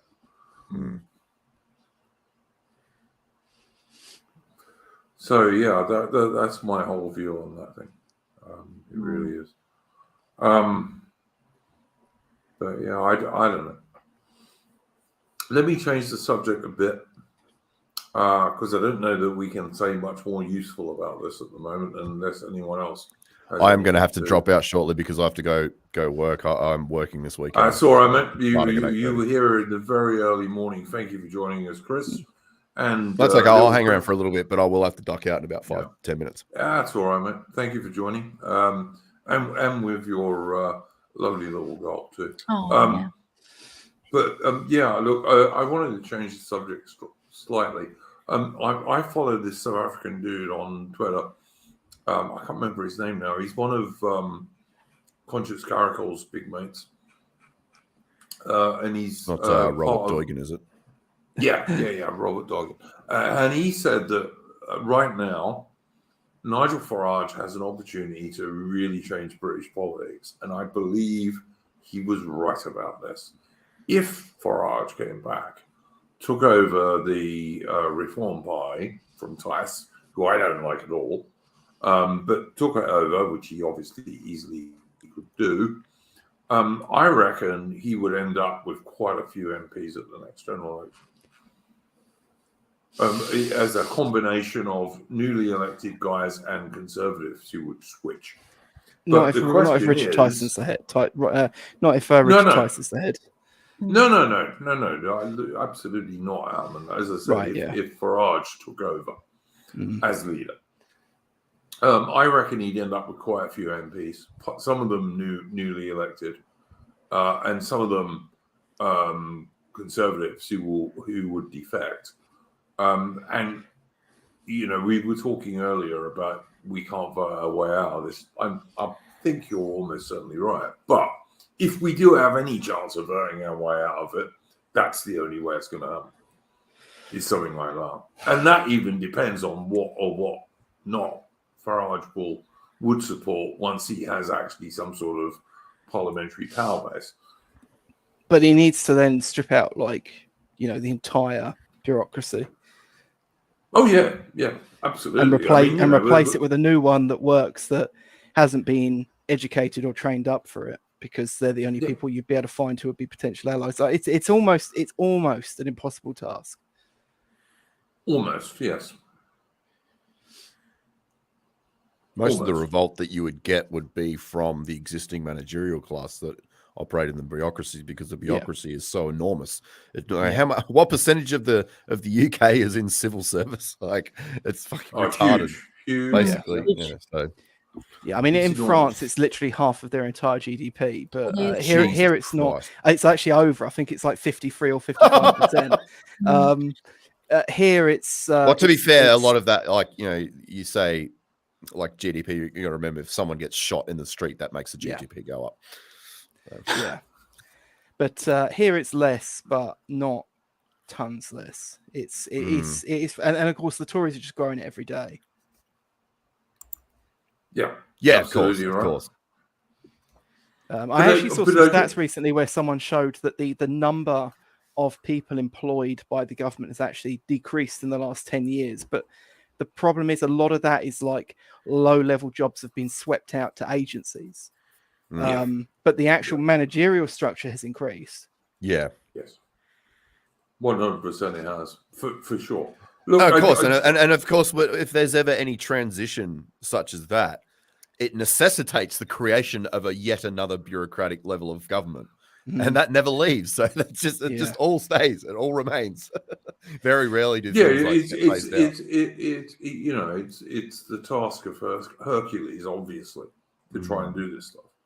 But I think some people see the idea of like the putting the woke away. I hate using that word, but some people see that concept as like the opportunity for like a budget Poundland Caesar to sweep in and sort of kind of redirect a lot of that bureaucracy in a way that's kind of cringe and boomerconish. But I don't know. It's I don't think there's any evidence anyone is going to put the woke away. Frankly, I don't see any evidence of it at all. AA thinks there is, but AA makes pictures in his head, which good generals are always told is the worst thing to do. But yeah, I don't see any evidence of it at all. I think they really want to. I don't think they've got the balls to do what they'd have to do to put it away. They've given way too many just absolute dysgenic mutants megaphones. They've given way too many spiteful mutants just massive platforms. Yeah. I mean, like that is the point too, is that the idea of the true believer, because that's really what everyone thinks is going to be the hindering factor for putting the woke away, is the true believer problem. But I mean, all the true believers, they're all just plants by other by people that are actually in power. So you're going to get like a middlesome rival castle in the form of the true believer faction, but at the end of the day, they can't fucking organize, and their guiding principle and ideology is self-destructive in and of itself, and is schismatic in and of itself. It's not a unifying political ideology at all. So all it would take is basically just to for the people that are in charge of the purse and whatever else, all it is literally they just have to stop giving money to that platform, and eventually it'll just die out and it'll lose all its gas. And if the people that are truly in power and are making these decisions decide to stop it financially, it'll eventually just die. You're gonna have resistant true believers, but as I say, once the purse is closed to them, it'll just die. The problem is that you've also got take large parts of the Labour Party, right? There's a huge amount of MPs in the Labour Party. We made a joke earlier about like blood memory. There's a huge amount of MPs in the Labour Party who probably legitimately believe that, who actually do believe like some fucking insane leftist conspiracy theories. Yeah, but not many. I mean, maybe the middling like the women MPs and council members probably believe that sort of stuff. I really think the majority of them are just completely Machiavellian. Even one thing I actually saw this. They'll switch on a dime based on incentive. Hopefully, But I even saw an instance recently where the BBC on their website, on BBC News, had an article where they were talking about some black history, and their source was literally like some Shaniqua like Yas Queen blog post. Yeah, it's pretty insane that's how far some of the madness has seeped into these places. And I mean, you say the incentives, but I think some of these people are actually genuinely deranged. Oh, of course. But what I'm saying is that, like, when we're talking the political class, we've seen how the political class basically just changed based on the winds. I mean, the only reason they adopted this ideology in the first place is because it became the popular ideology. So within the political class. I mean, as soon as that becomes taboo, or like it isn't approved by the whip or whatever else, then it's over. It's gone. And any dissenters will just get kicked out. So yeah, I mean, look, I detest, detest and despise the modern so-called, in inverted commas, conservative party run by the Indian banker Rishi Sunak. To say I despise them is an understatement. But the Labour Party will be at least as bad on mass immigration, if not worse. And to believe otherwise is just pure delusion. Well, I don't know. We're not going to know. Well, they've actually said they have no plans to restrict immigration at this point. Interesting. And they never will have either. They never. I will point out that more Labour voters. I will point out that in the last 26 years, both parties have been in for exactly 13 years apiece, and the Tories have been responsible for about 15 to 20% more immigration for that time than Labour have. Yeah, but that's because it's been later, Adam, I suspect. Sure, maybe, but still, it doesn't look good. No, look, I think they're both equally bad. All I try and say to people is, come the next general election in the UK, what you got to do is vote for one of the right of centre, one of the smaller right of centre populist, in inverted commas, pies. Whichever one has the most chance of winning in your area. Voting Labour is not the answer. I mean, there aren't enough viewers on this stream, or indeed people in the dis-right, to affect an election. But this is where, like, Richard Tice is like massively dropping the ball. Like, if there's one thing you can do, it's probably not win power, but it is actually to make the party shift their narrative in a general election. And that's something they could well do, but Tice just doesn't seem either willing or capable to. That said, he's a bit of a bench warmer for Farage to make a comeback anyway. So I just hope that Farage does come back, and if he's going to come back, he has to do it fairly soon. Tony BLAIR. Oh God, no, don't do this on my stream. We haven't forgotten. Keep going. I hate that man so much. He killed so many young, brave British servicemen in Iraq and Afghanistan for his useless wars that achieved nothing. There are thousands of widows and orphans in Britain these days, and blokes who have lost limbs and what have you because of that utter traitorous scumbag. I don't know why we on the dissident right talk about Iraq and Afghanistan, I'll be honest. You could go because anywhere. It was a useless war. Yes, but you could go anywhere and hear this conversation. Like there's other things that need to be said about Blair too. But let's not get into. Oh yeah, look, it was Blair's government that opened the floodgates to the most mass immigration there's ever been.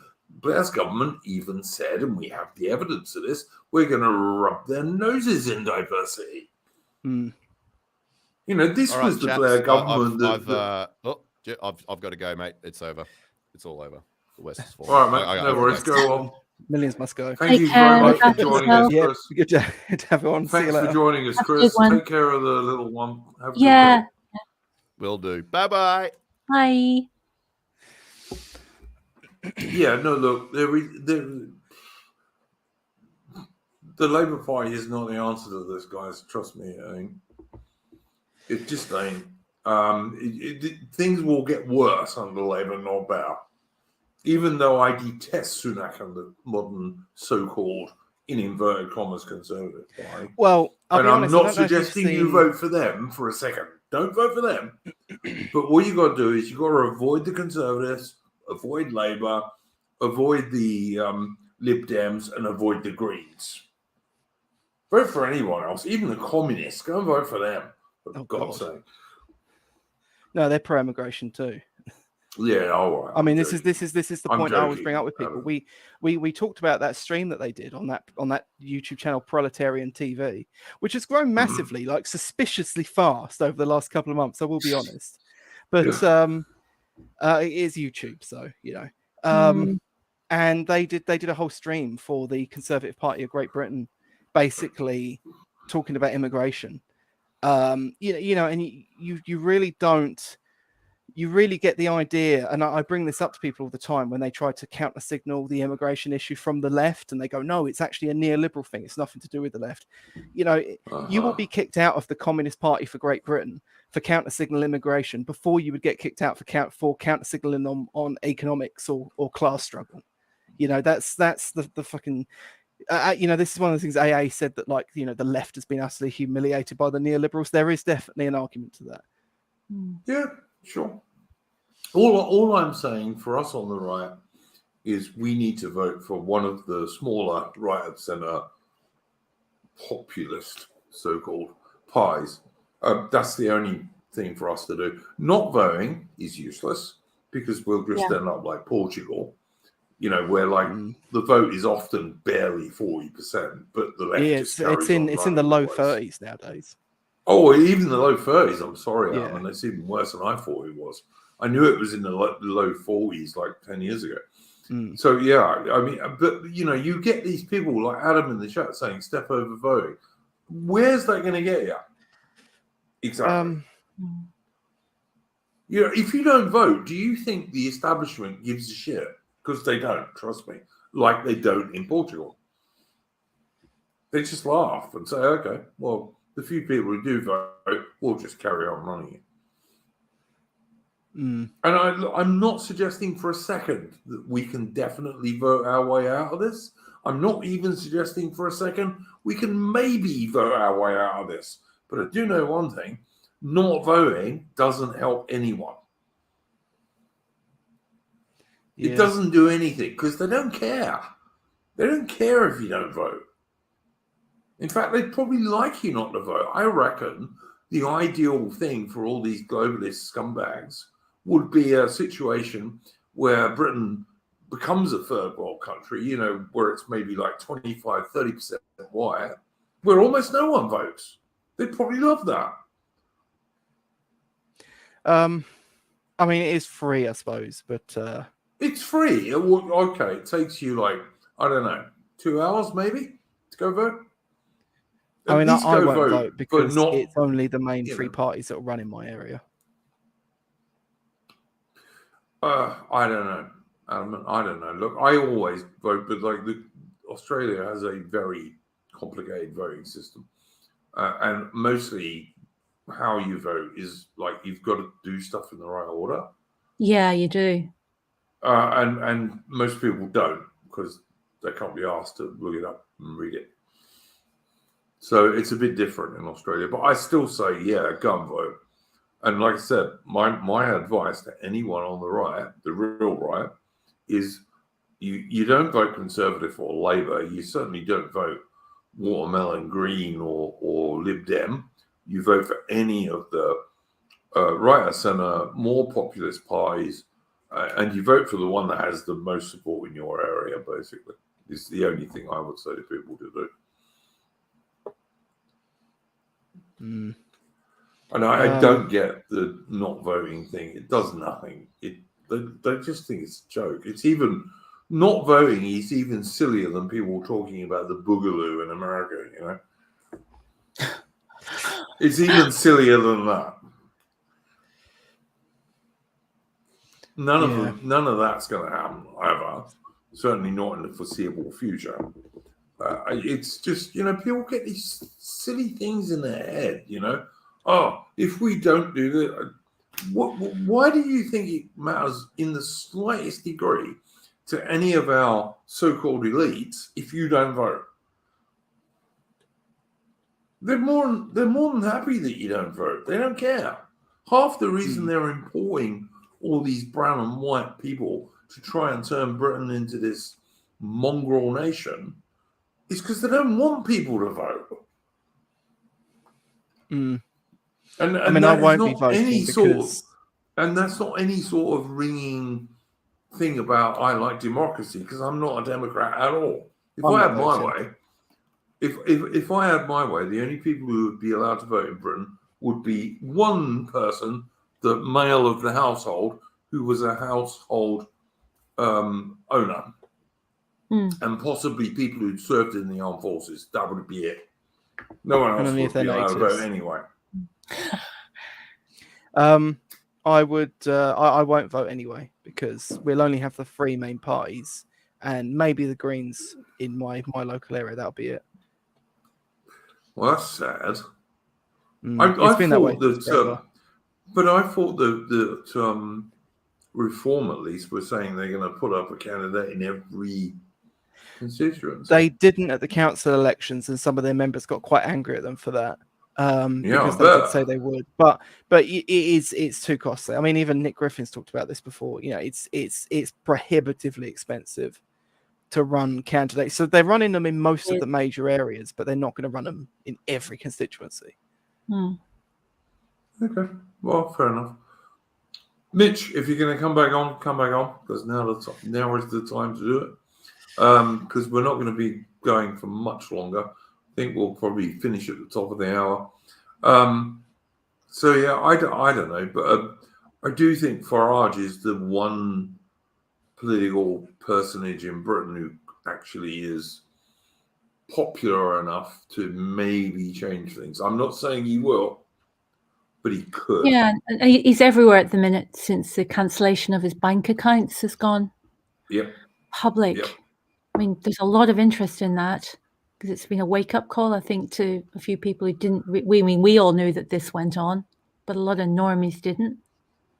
Oh yeah, and of course the mainstream, which is also the left-wing response to this, was he's broke. Ha ha. Yeah, which of course he's not. No. And even if he was, Alman, I watched AA stream on this, and I asked the question in the chat, but I never got a reply. Even if he was broke, why did the other 8 banks refuse to take him on? Because they don't require you to have $1 million. Yeah. It's patently absurd. And I actually do know someone that banks with that bank, because I didn't know which bank it was. Of course, you last week, yeah. But I do know someone that banks with that bank, and she ain't got $1 million. Yeah. Yeah, quite a few people from courts have said they've never had $1 million. That's right. It has a reputation as being a really posh bank, but it actually isn't. Yeah. No. And of course, they actually, the BBC themselves on Twitter, not in an article, but Twitter themselves, had to actually, like, the guy who edited that article had to say, well, thanks for everyone who's gotten in touch and told us all that they have bank accounts with them and they don't have $1 million. So loads of people said that it was an excuse, and like I said, even if that was the case, Farage said he went to another 8 or 9 banks, and they all refused him. And those guys will take you on if you got £100 to put in the bank. Yeah. Yeah, and of course, they all came out. There was another thing that people kept saying afterwards was, but he got offered a bank by NatWest. It's like, yeah, because it's fucking Nigel Farage. Like, they're not doing that. They're not doing that for Laura Towler or any of the other people that have had their accounts lost due to this crap. 100%. No, absolutely 100%. I mean, I just asked you guys, do you think Farage could come back and possibly, if he had the will to do it, actually make some sort of change in British politics? Because I think he could, and he's almost the only person who could at the moment. He does have a history of bottling it. Yeah, I know. Yeah. I'm not saying that. What I'm saying is, if he doesn't bottle it, and if he says, yeah, I'm actually going to go for this, he's the one dude who actually could do that with the normies. I mean, I did hear from someone who I do kind of trust, who said that they'd met Farage and he was basically our guy on almost all the major issues. Yeah, I think he's much more awake than he pretends to be, because but he is still a boomer mainstream. ultimately, and he does kind of still have that internalized boomerism, which he sometimes defaults back to. Well, that banging pots and pans for the Oh yeah, I remember that. Didn't do him any favors. That was cringe. But, yeah, it was cringe. Yeah, the liberal position on drugs as well. There's a few things he really does default back to type on. But you don't need the perfect guy, right? You just need someone to rock things really heavily. Yeah, I totally agree. I mean, look, I'm the first to agree with Americans who say Donald Trump didn't do what he said he would do, blah, blah, blah. All true. But you know what? I wouldn't mind a British version of Donald Trump. And the only possible, just for a try, and hopefully he'd do a bit better. And the only person that could be is Nigel Farage. Adam says, "What's his take on abortion?" Yeah, he won't go there. He won't want to. He won't even want to touch the subject of abortion. No, certainly not now, and he'd be right not to now. Yeah. And I bet his opinion on it is cringe, but he's always defended people in his periphery that have commented, on abortion from a better angle. Yeah, absolutely right. Yeah, no, look, I'm not pretending to anyone in the chat that I think Nigel Farage is the perfect right-wing man, because that's me, obviously. But apart from that, and I wouldn't be perfect to many of you guys, I've got to tell you, but he is the one serious person who might be able to shake things up enough to make a difference. Well, if he's going to do it, he'll have to do it now. Now, I remember his glory days. I remember the UKIP glory days back in 2013 when they had David Cameron under the screws to get the referendum. He was such a powerful force in the country, and you really believed he could do anything at that point. And then he walked away. Yeah, he walked away and suggested the worst bloke possible to replace him at UKIP. I'm not making excuses for Farage. I'm not. I'm just saying he's the one bloke now who, if he came back, and he's got to do it within the next 6 months, if it's going to do any good, at most, who could come back and maybe shake things up a bit. I'm not saying he will, but if he did, I'd say good luck to him, even though I don't totally agree with him. Andrew Bowler in chat said Farage utterly wastes time and energy. There's definitely an argument to be had there. There's definitely some truth to that, but at the same time, like, he's also pushed the window a lot more than anyone on the dis right has been able to thus far. Yes. And it's like, admittedly, when you have these movements, you always get these figures, right, that kind of help you get the ball rolling, but you eventually leave them in the dust. They like Tomb of Armenia said that they're unwilling to go the next step. You kind of end up having to leave them behind just yet. Whether it's the case that we have to leave Farage behind now, or whether he's still got some legwork to do. I think he's still got some legwork to do.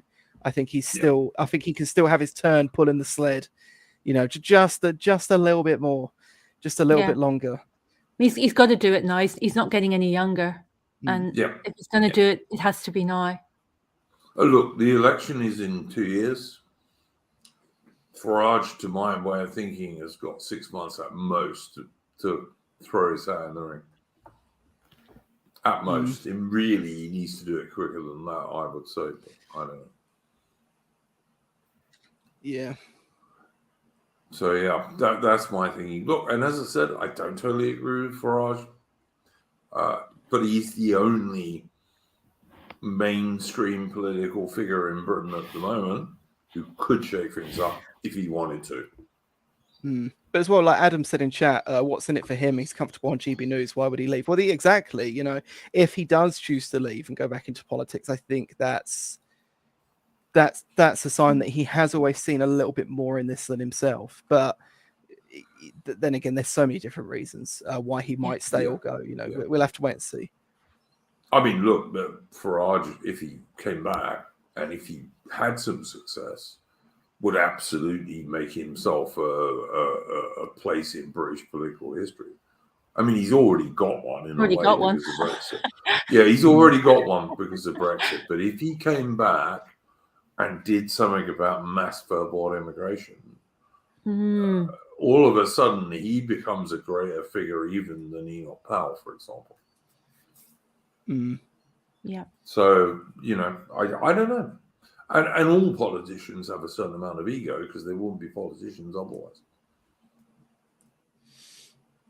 So, Yeah. I'd love to see him do it, but whether he will or not, who knows? Yeah, I'm exactly the same, Lady Shaw. I don't know. I'd love to see him do it. Whether he will, don't know. I think that's kind of most of our views. Mitch, what do you think about that? Right. I do reckon Nigel Farage has some leeway, but I mean, as Adam said, what's in it for him? Like, why is he gonna? I mean, he had a lot of stress for the time that he led UKIP.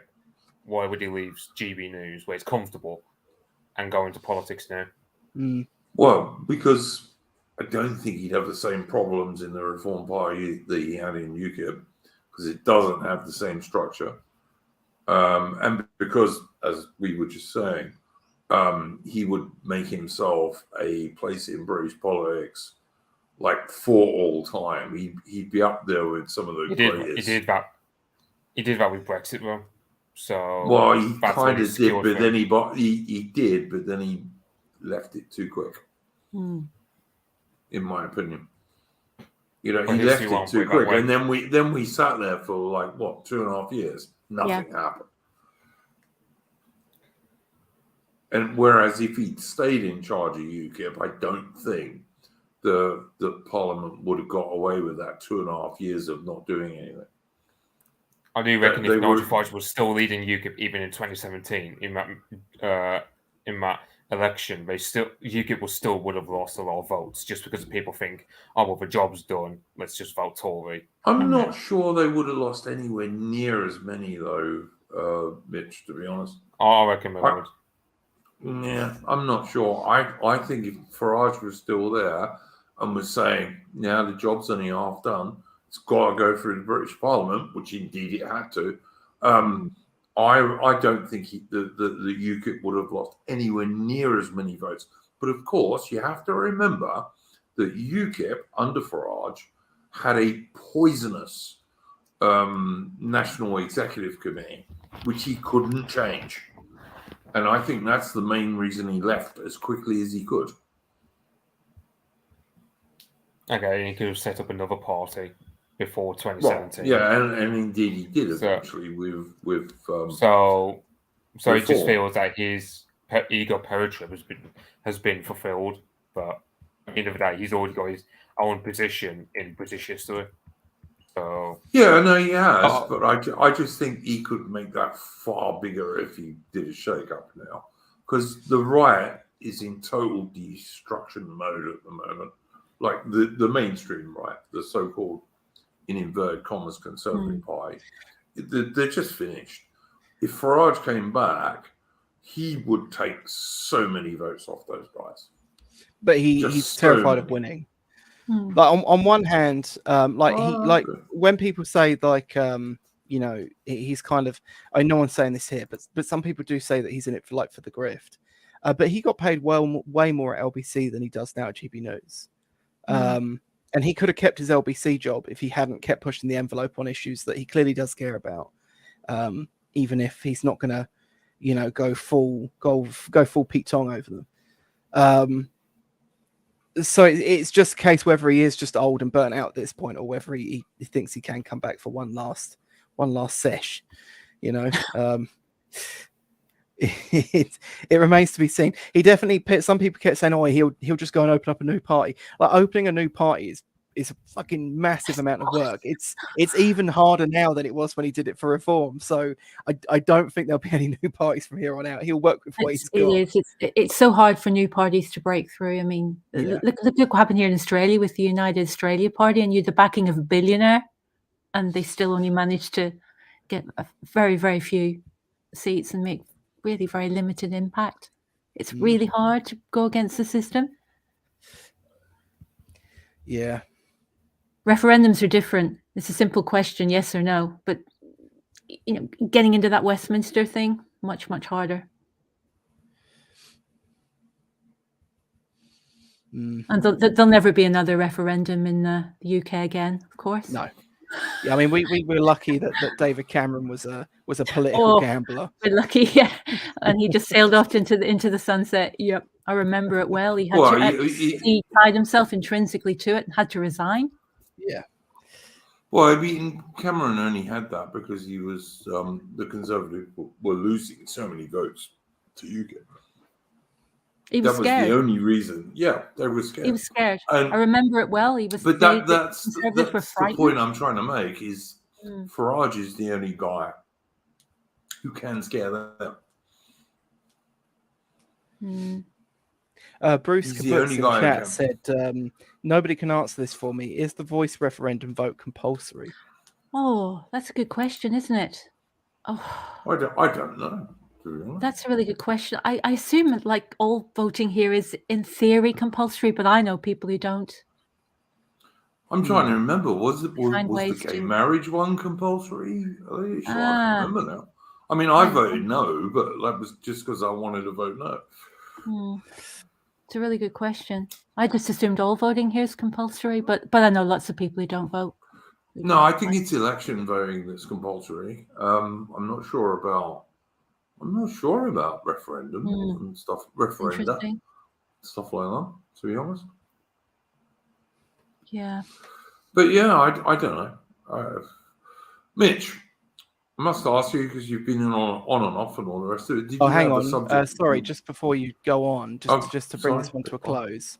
Unlike voting in elections and referendums, which is compulsory in Australia, responding to the Australian Marriage Law Postal Survey was voluntary. Oh. Okay. Well, I mean, I was always going to vote in that anyway, because I was against it. So, gay marriage to me is an anathema. But, Completely. If two gay people want to live together, I don't really much care, but they shouldn't be able to get married.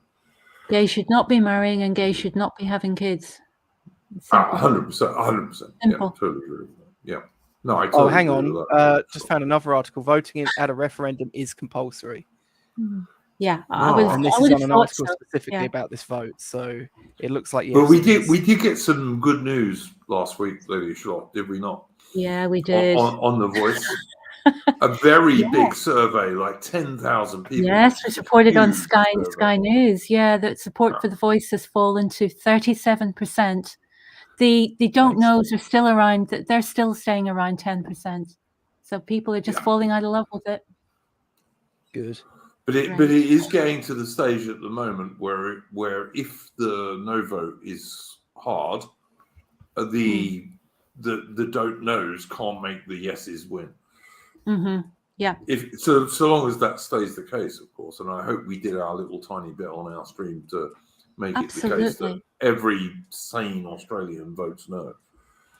But then what concerns me is they'll just go ahead and, as we have in Victoria, as you know, Duke, they've already got their little indigenous South Australia, West Australia, Queensland have all got these little things. Their own little shed-ups, which I don't ever remember voting for, and I'm sure you didn't either. These were brought about by political activists lobbying the government.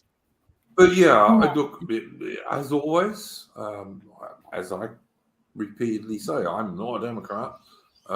If I had my way, there'd be like household voting for one person. Mm-hmm. And like I said, maybe for people who'd served in the armed forces. Yes. That would be about it. But we're not in that situation, so we just have to try and win the little things we can win, I guess. And people voting, yes, is not a win for the right. So, we can only do our best. We have very little power, almost no power, in fact, on the right. So you just have to try and do the best you can. This is like almost the same thing as I'd like Nigel Farage to come back and take over reform, and like win quite a lot of votes on the right. Not because I think Nigel Farage is anything like perfect, but he's better than the alternatives. Yeah, absolutely. So yeah, that's my view on that. Almond, I don't know what you think. Yeah, I mean, I'm actually technically a Reform Party member, but I didn't join it for means of actually being in a party, and I didn't join it and I didn't bring people with me. Sometimes I like get like a little consortium of mates, and we like go and join like the Tories or whatever. But the problem is with that is people end up getting caught in the machine, and you actually kind of lose people along the way. Yeah. In this instance, it's purely because I know that Reform is currently full of disenfranchised Tory voters, and I want to try and pick them up. 100. And if I can do something useful in the party in the meantime, then yeah, cool. But I'm not really holding out too much hope. But we'll wait and see. Yeah, I mean, like I said, if Farage does come back, this channel anyway, under me, will definitely be saying, yeah, all right, let's vote for him. Because what's the better alternative? There isn't one. No. Well, there isn't one, is there? No, there's bugger all, lady Shot. Bugger all, as my dad would always say. Yeah, bugger all squared. So anyway, Mitch, you've been on and off this stream. Did you have something you would like to talk about, by the way? I mean, I don't know if you want to talk about Storm Shadow missile that got taken by the Russians. Oh yeah, look, I'm happy to talk about that, but the main thing I want to talk about in Ukraine is how they're going nowhere fast with their offensive. Well, I mean, I haven't really heard much of it, but I mean, there's also this cluster munitions that's becoming a thing. Which apparently Sunak is saying to the Americans they shouldn't use, I hear. Yeah, I mean, to be fair, we do sign a treaty to ban them. So that's Britain also signed the treaty not to have landmines. Wouldn't want to be the British Army being attacked by landmines. By the enemy when you can't use landmines, but all right then. That goes back to the royal whore, Princess Diana, I do believe. But yeah. I mean, to be fair, looking at Ukraine, can you really blame her for wanting landmines banned? I mean, I don't think a squirrel can someone just fart in Ukraine without setting off a damn landmine. So there's that. Yeah, even it's going to be a position. Even when this war finishes, they're going to spend the next 25 years trying to pick up all the landmines to stop poor little kids getting blown up in fields. But yeah. Well, half of Bosnia still can't be walked over because it's still landmined. Yeah. Even and it's been 30 years since the war started there. So, mate, there are still landmines in the Falkland Islands that the Argentinians put out and didn't even map properly. Didn't map them, that's correct. Yeah, they didn't even map them, so you don't even know where they are. So there's still quite large places in the Falkland Islands from the Falklands War in 1982 where you still can't walk because of landmines. Yeah, I mean, I don't know. I know I always got back to stream on Bevan and Luthien, which, but then you got me. I'm like, I've got to start reading the Silmarillion after I've finished off the Kalevala, which is like this Finnish book that inspired Tolkien. So, I felt like Spurgeon a bit, but I wouldn't know how to talk about it, to be honest, because aside from me, who actually knows anything about Finland, in terms of, I don't know, the stories that apparently influenced Tolkien. Right. Well, I know that he was a big scholar of Northern European folklore and legends and so on. Yeah, because you have... Yeah, so there's this one character in Kalevala which is called Vainamoinen, who looks like Gandalf. I mean, even he's similar to Gandalf, but instead of his power coming from like a staff like Gandalf has, instead his power comes from singing. And the world was created, according to the Finnish paganism, that he sang the world into existence, similar to how the Silmarillion starts with the god Iluvatar creating a world like Middle Earth by singing it into existence. So it's like it's one of those things where that Finnish Kalevala book really did influence Tolkien quite a lot. And it's also, you got Tom Bombadil, again, he's also kind of like very similar to Väinämöinen in that they love to both sing all the damn time. That's very typically Scandinavian, isn't it? The idea of like music being almost a form of creation itself. Yeah.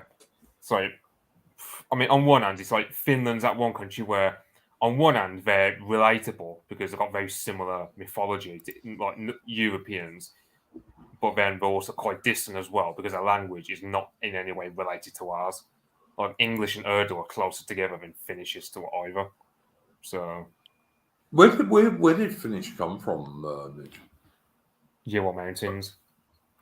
Really? But where before that?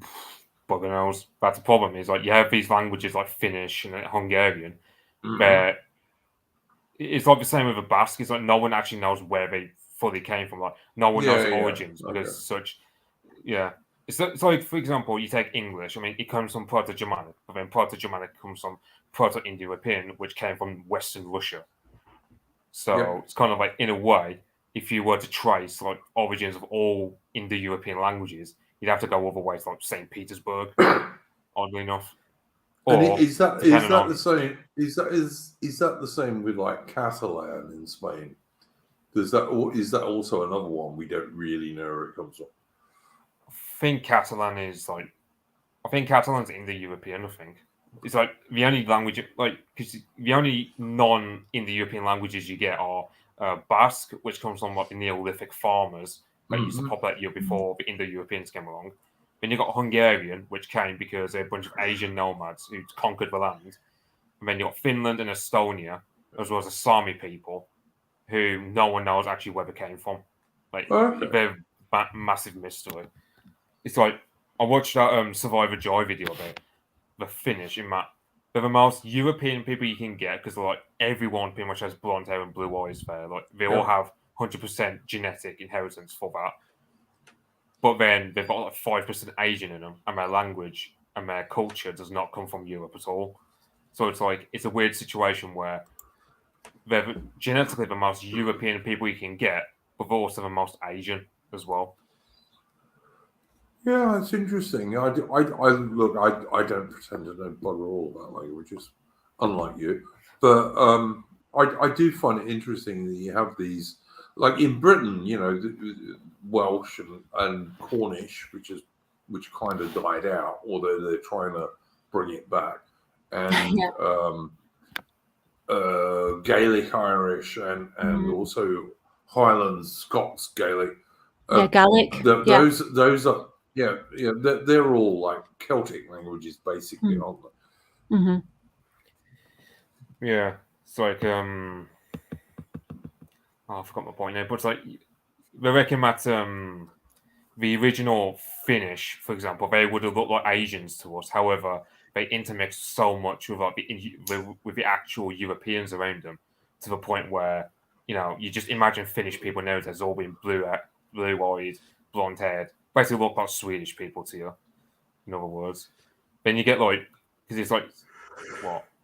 I mean, to be fair, like Britain, for example, used to like all be like Brythonic speaking, like we all used to speak Welsh, but then the Anglo-Saxons came over and just wiped out the Brythonic languages. There's a whole lot of theories about what that happened. Some people think ethnic cleansing, which I don't think is actually true because genetically speaking, we're like half Welsh, half Anglo-Saxon.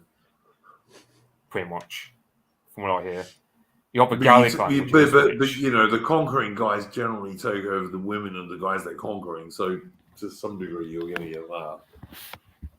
Yeah, it's not just that. I mean, so they are.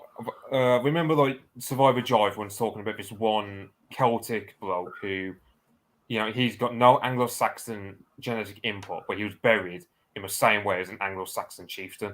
So you did have cases of Celtic men who would have assimilated into the Anglo-Saxon culture. So it's really nuanced. It's similar to how Iceland, for example, everyone thinks that Iceland is like, oh, well, all the women were Celtic and all the men were Nordic. No, Yeah. did have some Anglo-Saxons into the mix. In fact, the Icelandics are closer genetically to us than they are to the Scandinavians, oddly enough. I believe it's also true, Mitch, that like you know, you had well, I'm trying to remember what the Anglo-Saxon word for a slave was now. What they called me? A four, yeah, and those guys were not of one class. Some of them were warriors. Some of them were like just guys who looked after your sheep or your cows or whatever it was, or were like domestic servants if they were women. But some of them were warriors, and it was possible to advance in that and also to gain your freedom at some point as well. Yeah, the Anglo-Saxon society had this like special knack for being very flexible, while also maintaining its system quite cohesively. I don't know how best to explain it, but someone did a bloody thread on about it on Twitter where it said, as I said, like the social classes were fixed, but they're also quite flexible in that one could advance if he owned enough land and well maintained it. So that, yeah. But then, Ashton Duke in the chat is saying, isn't it because the Vikings took our women as captives? Not in England, mate, because the Anglo-Saxons also took Viking women as captives in England. So it went both ways. Because they brought some of their women over with them. Some of those got captured by the Anglo-Saxons. So it went both ways. Yeah, because you had, after the Danelaw got set up, over time, you had a simple case where the Danish and the Anglo-Saxons, they start interacting more because the languages weren't really that distant. Like the actual words spoken weren't that too different, but like the grammar apparently was difficult because, you know, languages back then were a lot more difficult than they are now. So for there's sure. that. But for sure. Yeah, it's like for example, Old English used to have, for example, grammatical gender and cases.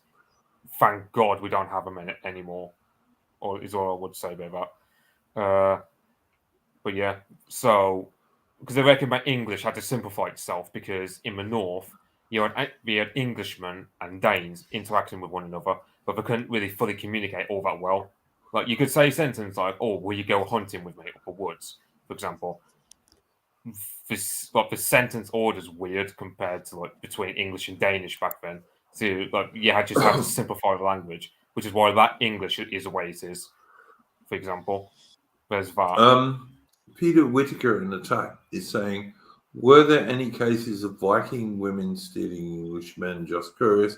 By and large, in the Dark Ages and the early medieval era, or in fact any era in human history, women don't steal men, mate. Because the only women warriors are fictional. They're either in things like the Viking sagas as legends, or they're in modern Hollywood films. Other than that, women are not strong enough to do that sort of thing, to be quite honest. Yeah, so you get that Lagertha from Vikings. Yeah, that TV series perpetuated a whole lot of myths, rubbish. Yeah. The Shield Maidens were basically a Norse saga legend thing. They weren't real women. Yeah, if anything, the Viking women would be more like Aslog in that series, where they'd be looking after the farm or looking after the settlement, but they wouldn't be out there doing a shield war because, for one, I mean, so your average Viking was like what? Let's say 5'10" for argument's sake. Now, the average woman back then was like 5'2". Can you imagine a 5'2" woman in a shield war against a 5'10" Anglo-Saxon fella? I don't want to imagine. No. Oh, look, women make crap soldiers in 2023 because they can't carry the weights. You know, they're not strong enough. They're too smaller bones, too smaller muscles, and they're just not good at it. And that's aside from the lacking killer instinct and aggression. So, like, transporting that back over 1,000 years to, like, in the days as when Mitch was saying, when there were shield walls, you know, blokes had to stand next to each other, shield to shield, and, like, fight guys hand to hand. women would have been even worse at that. You know, they just would have been. I'm sorry. It's just it's laughable. It's just laughable. Yeah, it's like in the case of like sort of mixing between the Vikings and the Anglo-Saxons, it'd be more a case of the Vikings mixing with the women, not the women taking the men. Because I mean, that doesn't really happen. And it's like what? And in the case of like, I mean, what? I mean, genetically, you can't have a difference between an Anglo-Saxon corpse and that of a Dane from that time period. No, So you that's can't why, for example, yeah, that's why like Neil Oliver did a genetics test back in like the mid 2000s. He did a documentary about this, and he said, "Oh yeah, but you can't tell the difference between the Vikings and the Anglo-Saxons by corpse because they're very similar haplogroups. Their genetics are pretty much very similar. I mean, the only difference really between the Anglo-Saxons and the Danes, aside from like language, is like one was pagan, and the other one was Christian. But which even though the Danes doesn't show up in the bones. Nah. But you know, one thing also is even just like 20 years ago, they never talked about this whole tranny Viking stuff that they're trying to do now in Scandinavia. Tranny Vikings. Yeah, there's a Finnish history channel I look up to, like, and this guy unironically thinks that they were tranny Vikings in like 867 or whatever. It's like because they said like even though all of the history from that era in like the Dane areas and also in the Anglo-Saxon areas were that anyone who was like that was totally despised. But yeah, all right. Yeah, but bury you then face down in a bog, and that was an insult because you were meant to face up towards towards Valhalla.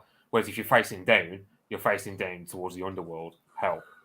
Yeah. So that's why, for example, when you look at, I mean, even today we bury our corpses face up because it's an old pagan custom we've done. It's like you always look up to heaven, you don't look down because otherwise that's just a massive insult to the dead. So, Dotastic Draco in the chat is saying if the shield wall is historically accurate, which is doubted. Now you see, I'm going to have to disagree with you here, Dotastic Draco. Men in battle always, particularly when you're talking about hand-to-hand weapons, you have to form a line. You know, if you watch a TV series like Vikings, which was terrible for this, where they would show battles, where it was basically just a huge mixture of people all over the field with no flanks, nothing. No men have ever fought like that. It's just absolutely stupid. The Last Kingdom shows semi-accurate shield walls, doesn't it? Yes, it does, and particularly the last movie they made, the Seven Kings Must Die. Kings. Yeah. That one actually shows a fairly accurate battle, an historical battle, fairly accurately. Although, of course, I have to point out all through the Last Kingdom, the Anglo-Saxons used these kind of like small versions of Roman shields, like oblong square things. Which they didn't. They used the same round shields as the Vikings did, pretty much. But they decided to do that, obviously, so you could tell who was who. But it's completely historically inaccurate. But men always will fight in a line because you don't want guys getting behind you, basically. And you will always try and stay next to each other for exactly the same reason. So shield walls were accurate. Whether they were like you know, these like you see in movies like 2 and 3 story shield walls, I have my doubts about some of those. But guys standing shoulder to shoulder with their shields touching each other, yeah, I think that's absolutely what people used to do because it's the safest way to fight. Well, yeah, it's like those ancient Greek phalanxes. All the pikes would be 100%, one another. 100%. You couldn't have a single. You couldn't even have like, I don't know. Let's say you have a meter long gap in the line. Like some cavalry might exploit that. Do like a wedge, exploit that breach, and next thing you know, your army line is just collapsed. Yeah, because a cavalry charge. Let's say Alexander the Great and his companions. If they charged in through a Persian line, that line just. If that line wasn't very well disciplined, like the Persian immortals, that line would just break. The same goes with shield wall. You know, the Vikings. Yeah, as much as the their guys reputation- are always going to fight in line because you don't want people getting behind you. Always. Even as It late just as makes the sense. even as late as the Napoleonic era. I mean, you'll know this for certain, although I'm not sure if I'm getting the facts right. Didn't they used to use battle strategies where they would essentially make the enemy lines react in such a way as to try and break them up by if you by could. mobilizing units left and right, sort of swinging them around and using artillery. Napoleon Yeah. was famous for this, for using artillery to create lanes in the enemy lines, and then his cavalry would try and charge into it. Yeah. But yeah, absolutely, 100%. Men will always fight shoulder to shoulder if you're using close range weapons. And of course, even in the Napoleonic Wars, a musket was useless much beyond 150 yards. And I mean, I've not been at any particularly famous battles of ancient Greece, but the guys on the end of a phalanx feel particularly vulnerable, and they are sort of more likely to crumple in and shrink the width of the unit. There's a thing in I can't remember the name of the author now, but he's brilliant, about the Peloponnesian War between Athens and Sparta. And he points out that like a phalanx, an ancient Greek phalanx, would always, because they got the shield on the left hand and their spear is in their right hand, they would always tend to drift in a certain direction because everyone's trying to keep covered by the guy on his left. So, the shield ball was absolutely, I'm sure, totally historically accurate. Whether it was like a three-story shield ball, I don't know. The Romans could do that. Whether the Vikings or the Anglo-Saxons could, I'm not quite so sure. But the Romans could do that stuff for Doxastic, sure. Doxastic Draco said Donald Kagan. Donald Kagan? Don't know a Donald Kagan. The only Kagan I know is Richard Kagan, who wrote The Face of Battle. But like he's been dead for years, so I don't think he wrote about it. But I don't know Donald Kagan, Doxastic Draco. I'll look him up if you can give me any more information on him. But honestly, the shield ball is just like common sense. Like guys standing next to each other with the shields covering themselves in a tight formation. That's the only way you can fight and not lose. It really is the only way you can fight and not lose in a hand-to-hand combat situation. This is why the cops use it in modern riots. Look at a cop force trying to deal with a modern riot. They do exactly this because that's the only way you could win. And 99% of the time, they do win doing that. You may also know it. So, yeah, to me, it's just common sense. On that note, though, I am going to have to head off. I was actually going to leave like over half an hour ago, but Now, thanks for joining us, Adam. You are always most welcome on this show. You're the joint founder of the whole bloody thing, so you're always most welcome. Yeah, no worries. I'll see you later. Have a good night. Nice to see you. Take care of yourself. Thank you. Yeah, see you later. go, Have a good night. go well, Cheers. Adam. All right, guys. Mitch, before we leave, did you want to say anything about what's going on in Ukraine at the moment, which, as far as I'm concerned, is the Ukraine offensive going nowhere fast? They're literally going nowhere fast. They're just losing loads of blokes for no great purpose.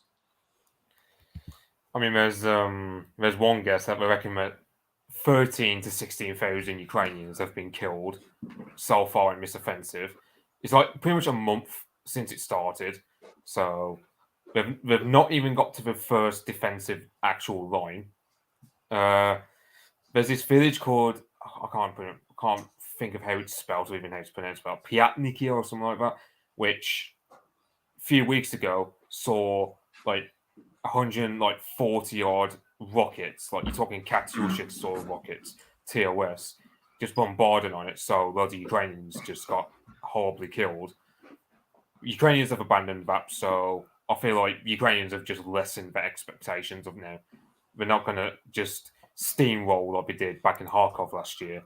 It's only just going to be they're just giving up on any sort of breakthrough But might, for argument's sake, get some localized breakthroughs. Like, for example, they nearly could have taken Klishivka, which is like this southern town near Bakhmut, which, if they took it, it would reopen Bakhmut as a serious vector of operations once more. But the Russians did a counterattack there, took the Ukrainians back, and all these like pro-Ukrainian posters I saw, he was celebrating this, all got egg on their face, basically. Yeah. Yeah, no, I totally agree with you there, Mitch. You also wanted to say something about Storm Shadow. And for anyone in the chat, Storm Shadow is this semi-secret British cruise missile that you fire from aircraft, which the Russians have now captured. And I bet the Chinese are going to be so keen to find out what's going on with that, because we gave them to Ukraine for whatever bloody stupid reason. Because I don't care who runs Ukraine, frankly. It's not a vital British interest. Yeah, I mean, I'm just thinking, let's say in the next war let's say we end up going to war with China. The Chinese know all about what there is to know about the Storm Shadow missile, and that's because we decided in our folly to send them to Ukraine, which I just don't understand what is gained by supporting Ukraine. I mean, I can understand the Polish supporting Ukraine because they hate Russia that much, but there's no interest in our behalf of us other than just acting like America's poodle all over again in this quote unquote special relationship, which is actually more like an abusive one, as Adam would say. The Americans' toy poodle is how I describe the British these days. And I was a former British Army soldier, people in the chat. I'm very, very patriotic. I still am to a large degree, but I'm not patriotic about Indian banker Sunak being the toy poodle of the Americans over Ukraine. I'm really not, because I don't care who runs Ukraine. It doesn't make any difference to Britain. None at all. Yeah, I mean, I look at, I don't know, let's say Taiwan, for example. Now, Taiwan is strategic because it produces the semiconductors we need. And especially when the Chinese, they've announced that from August 1st, they're going to cut down on their exports of uranium and gallium, which are these two metals you need for semiconductors. So that's going to hit us hard because China is a big exporter of semiconductors. And of course, you need semiconductors, especially in the UK, for example, because they convert DC current to AC, which is what we operate on. So, for example, we import electricity from France, but they use DC. We use AC in the UK. We have to have semiconductors to convert that DC energy from France into AC for our domestic consumption. But the Chinese and the Taiwanese are where we get the semiconductors from. And the Chinese are cutting back on their export of valuable materials for such a thing. So that's going to hit us hard. What a surprise. I mean, the thing is, why do we import energy from France? It's absolutely stupid. Because, we should maybe be building some new nuclear power stations, perhaps, in Britain. Whereas like France, for example, it's like 86% of their electricity is nuclear. In the UK, it's not even 10%, from what I heard here. It's not even 20%. Somewhere between 10 and 20%, I believe, is nuclear. The rest of it is either coal, but that's dying out. And then you've got renewable energies. Like even though Britain has good coal reserves of good coal, but yeah. Yeah, I mean, I know in Wales, for example, I mean, because I remember in the early 90s, after we shut down the coal mines, because some, like, for example, there's a power station not far from where they've put at Rugeley, for example, in Staffordshire. That used to be coal before they closed it down. They were importing Polish coal, which is lower in quality compared to the local. It's terrible. Yep. And Britain still has plenty of coal under Wales, for example, that we're not willing to dig. Even though we could make nowadays, we could make modern, highly automated mines. Not where you would have blokes digging out coal with a pick. Yeah, I mean, I'd say, like, between relying on renewable energies, which is unreliable at best. Like wind is basically a misnomer. Solar, I mean, solar is only worth anything if you live in, say, Central Africa. Tidal could work, I suppose, but I don't know. But like, sort of, I mean, nuclear is the best way to go. But the Green usual sailor. suspect. Yeah, the usual suspects will go, oh, well, Chernobyl, and I go, but okay, Oh. but we don't run our power stations like the Soviets did, so No. there's no chance of it happening. But 100%. you know, 100%. Yeah. Yeah, no, I totally agree with Mitch. Mitch, did you have anything you wanted to show? it's off on my Twitter account if anyone wants to follow me there. Anglo Gopnik. Yeah, what is it, mate? If you want to follow you. It's just called Anglo Gopnik. There you go. You'll find me. Yep. It'll either be the app I do follow Mitch's Twitter account, and he often has some good tweets, so do go and follow. Yeah, I don't know. I feel like I should tweet a bit about Kalevala, but I don't know how best to explain because there's some bits in it which I don't fully understand because it's like Finnish myth is a bit. I mean, Ataman said he's very Scandinavian, so it's like relatable in a way. But also, for example, there's a storyline in it about a guy called Kullervo, who, because you have a story of Oedipus in ancient Greece, who did, what to his own mother because of a prophecy. This Kullervo, he ends up inadvertently marrying his own sister and impregnating her in a similar way to how Turin in the Silmarillion does the same. Oh, yeah. So like Kalevala, it's like a book which the mythology is quite different, but it's also influenced Tolkien quite a lot. So it's like I just don't know how best to explain it. Talking to because I mean, if I were to explain, let's say, Greek or ancient Roman or even just like ancient Germanic myths, that'd be one thing. But Finnish, when Finland is a very distant culture from us, I wouldn't know how to best explain it to the likes of us. Yeah, no, I understand that. Lady Charlotte, did you have anything you wanted to show? Oh, just my little channel. I've got some videos on some politics here in Australia, some art, some music, some poetry. I'm hoping to do something on a favourite film of mine, which is Stanley Kubrick's Barry Lyndon.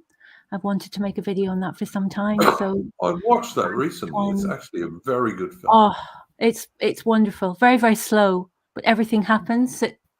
Yeah, no, it's like quite long. It's like 2.5 Very hours. long. It has an intermission. It even has an intermission when it was shown in the cinema. I didn't find it boring. I found it quite interesting. It's wonderful, a wonderful adaptation of Thackeray's novel. Yeah, so I'd like to do something on it. I love that film. I love it. Yeah, and a lot of it was filmed in Ireland. It was good. I thought it was good. Beautiful. It's a real time capsule of life in the at that time. I also like the British Army attack in that. That's very well done. Yeah, very well. I love it. Yeah, so I'd like to do something on that. I'm really busy in real life. I've doing some volunteering for the No campaign in the referendum, but hopefully we won't have to do very much.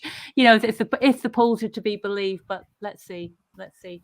Yeah, and also I believe Lady Charlotte is trying to work something so that we can eventually get, hopefully next year, some sort of Australian event. Because I was contacted by one of the people in one of the organisers of the Skildings events to see what the viability would be of hosting an Australian Skildings event. And I think the scene is really growing here and it's developing sufficiently to support an event. 100. I think we'd probably end up having to have it in Melbourne because this is the most politically riven of the states. Well, if it's in Melbourne, I'll definitely go and I'll almost certainly speak if you have. Oh, me too. Yeah, I think, yeah, me too. Definitely. I think we don't know until we do it. That's the thing. I mean, the US has an event, the UK has an event, so we really should have one. Yeah, high time Australia have one. I'm absolutely up for an Australian event in 2024. I think that would be really good. Michael K, 19th century fan, is saying in American, Ryan O'Neill played Lyndon. Yes, he did, and it was his He best did. film. It It was was. his best film. The other, his second best film was Driver, I believe, or Yeah. Drive. Was it Because called some people Drive? have read criticisms of his performance, but if you read what Redmond Barry is like in the book, he really is a bit of a cipher. He's a creature. Yeah. He's a social climber, so he's not meant to have a strong, forceful personality. He's a chameleon that can adapt to whatever setting he's in. And in a way, I mean, Ryan was the big pin-up pretty boy of the time, and he was really actually perfect for the role. He was Yeah, very I good. thought he played it. I thought he played him I very thought he well. was great too. He's perfect I because mean, that's what he's like you've in the also book. got to remember that the Thackeray novel is based on a real bloke. It is Redmond Barry, yeah. Who was actually much nastier than Barry Lyndon is. yeah. Much nastier. So yeah, he is based on a real guy. So there is that. Yeah, I love the book. It's kind of the counterpiece to Vanity Fair, which is about a female version of Redmond Barry, who is Becky Sharp, another ruthless, grifting social climber. So yeah, that was how you got on in those days. There's always been a lot of it about. Oh well, if you weren't born into a wealthy family, if you didn't have land, money, and connections, how else were you going to push yourself? Yeah, although also it's worth remembering that Barry, I watched a review about Barry Lyndon on YouTube, and this dude who was an American seemed to be under the impression that Barry Lyndon came from like the peasantry. No, he didn't. He's supposed to be like a middle class Irishman. Yes, he's from a nice home. peasantry. Yes, his mother's a nice, respectable widow woman, as we called them in Ireland. She's a widow woman, and she puts all her money into his education, so he can speak. He can speak a few languages. He can speak German, and that's a real advantage for him. So it gives him it sets him apart. He's educated, but he's on the grift. I mean, you very early in the film when his cousin, who he's in love with, is going to marry the British Army officer. Like, played by Leonard Rossiter of Rising Damp. Yeah, that's right. And if Barry Lyndon was a peasant, trust me, a British Army officer would not be marrying his cousin. So absolutely, they're supposed to be a middle class Irish family, not like peasantry at all. Absolutely, it's a beautiful film. The scenery is stunning. The music is beautiful. It's just it's really. For me, it's Kubrick's masterpiece. I know other people probably prefer different films. Almost every scene is like an 18th century painting. Every scene is like a game. Almost, it's almost like an 18th century painting. Every scene in the film, it really is good. Yeah, oh, it's wonderful. So I'll have to do something because I just love that film. So I've got to do something. Yeah, no, absolutely. Please do. I'd be very much keen on seeing that. Yeah, it's a great one. It's a great one. I'm guessing I'm the only one who hasn't watched it. I've only watched that you should. Well, you got to. Yeah, it's actually not bad, mate. It's a long film, but not many bits of it are boring because it's long, but it doesn't seem to be when you're watching it. Everything moves at the correct pace, and you follow this young man. He's what you would call it's a rake's progress. You're following a young man's progress through life when he of course he gets everything and then he loses everything. So. And like there's bits where like he ends up deserting from the British Army. He does. But then he's captured by this Prussian officer who realizes that he's a deserter. Mm-hmm. And he ends up having to serve in the Prussian army. And they even do accurate things like discipline in the Prussian army was vastly worse than in the British army. Because it was, you know. Yeah. So, it's a good movie. It's a good film. Yeah, I remember that They Shall Not Grow Old. Like they talked about how the Prussians were complete bastards. I'm literally quoting what they said. Whereas the other Germans, like the Bavarians and the Saxons, were generally a lot nicer. The Bavarians just want to get drunk all the time on wine because I love that Oktoberfest. While the Saxons, they thought of us as their brothers, basically, because Anglo-Saxon heritage and all. So, but the Prussians, they're like workaholics, but for war. And they just love killing. I can respect them, but also, I mean, let's face it, they're not the kind of opponent you'd want on a battlefield at all. Well, I mean, they always say other nations had an army, whereas Prussia was an army that had a nation. So there's that. I mean, it depends. I mean, if you like Frederick the Great, for example, I mean, he kind of like ran. I mean, he kind of ran the state into the ground. You could argue in the 7 Years' War, for how many men died under his command. But then again, because I mean, that's the thing. Like Frederick the Great, people think he gets a good name, the Great, because he's a good general. No, he gets it because he saved his own people from famine by introducing a potato. Like his own countrymen. He was also a pretty good general. Though. Yeah, sure, but I mean, so he thought that he could best the French, the Austrians, and the Russians simultaneously. And he thought that the British army, which was stationed in Hanover, would go in to just save the day for him from the French.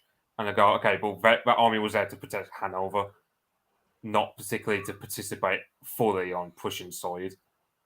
Like, so I feel like Frederick the Great. I mean, fair enough, he got the money from the UK, but to be fair, what would you do if you're Prime Minister? Send money to Germany to fight off three enemies all at once in continental Europe, while you just take away the colonies, or actually send in the army, which becomes although the British Army did fight in Europe alongside Frederick, so you know.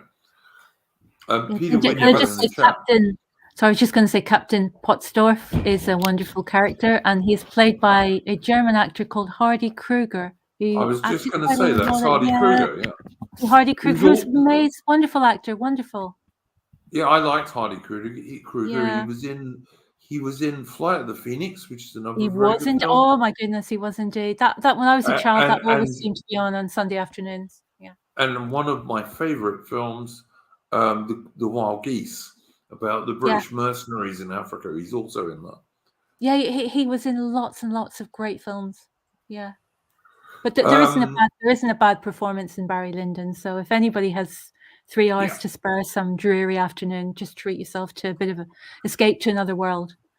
It is. It's an excellent movie, and as we were saying earlier, like almost every scene is like a 18th century painting that you could see in a gallery somewhere. It's really well done. Duke Valentino says Frederick the Great was a great homosexual. I'm not sure how true that is. Rumors. Yeah. Rumors. To be fair. Yeah. To be fair, we reckon that he was because he had a lover who, when he was like, because he was like his subordinate, I believe he was given by his father, like this subordinate fellow he had. Very close. Like, for example, he cried when his subordinate got shot by, because his father was very suspicious of the two. He had the subordinate shot, and Frederick in his cell was actually crying his eyes out. Which, that's right. You know, but then again, I don't want to catch exposure. It's like we were saying when Shitlibs unironically claim that Sam and Frodo are homosexual because they share like a really strong brotherly bond in their journey to Mordor. So it could be that as well. But if you listen to them, everybody in history was gay. Everybody, if you listen to them. Whereas male friendships have always been a thing. So you know.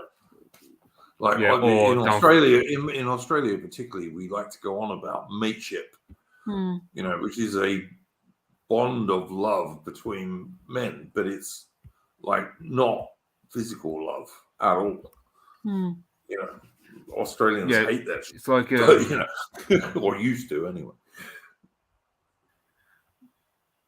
Yeah, I mean, I think C.S. Lewis had a quote, but I can't think of it from the top of my head, where he just says like something about, if you think of every male friendship as sort of like an erotic one, something about, I can't remember the top of my head. C.S. Lewis had a quote for it. I might post it later. It's like, people used to post all over most the time. male friendships are not in the least erotic. They're mateship friendships, you know. Well, yeah, it's like two guys in the same battalion, for example, might develop a damn good friendship. So there's that. Yeah, and they might swap pictures of their mothers and sisters and girlfriends. You know, it's like blokes just do that shit. Yeah. Yeah. 555, it wasn't just the British that did that, mate. Loads of people did that. Two of Arminius, Caesar and Alexander were not black, but yes, I'm sure you're just taking the mickey there. But yeah. All right, I'd like to thank our earlier guest, Adaman, who is kind of the co-host of this show, because when the Discord channel was formed, that this stream comes from, that's now on 130 episodes. Adaman was there at the same time, so got to thank Adaman. Also, very much thank you to Mr. Chris Guard and little baby Guard, who was in the background there, which is always nice. And baby Guard is a really pretty little baby girl. So yeah, good luck to Chris for that. So yeah, thank you to Alman, thank you to Chris Guard, thank you to Lady Charlotte, and thank you to Mitch. Thank you. And unless anyone else has any final points, I'm going to play us out of a tune. Any final points? Anybody? Nope. All right, I'm going to play us out of a tune then, guys. Let us hope it works this time.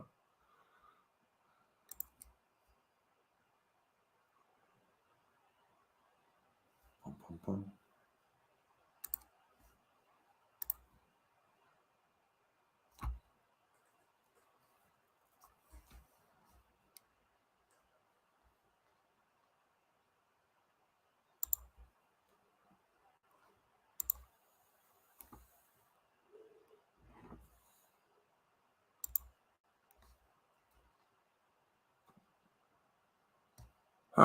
Hopefully.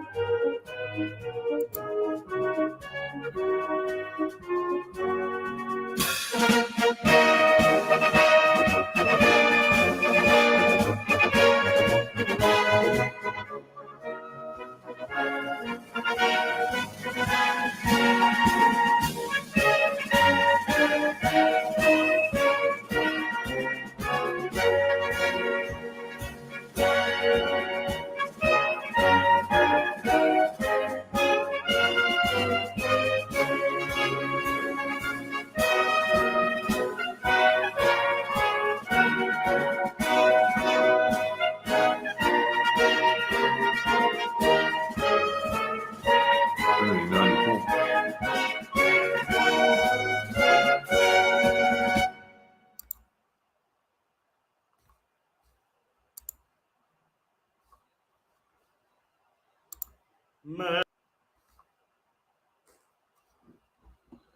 Okay, that was the Glorious First, which is a musical tribute to the Royal Navy's great victory on the 1st of June, 1794, Lord Howe's victory against the French. And that's from Patriotic Archive, great channel.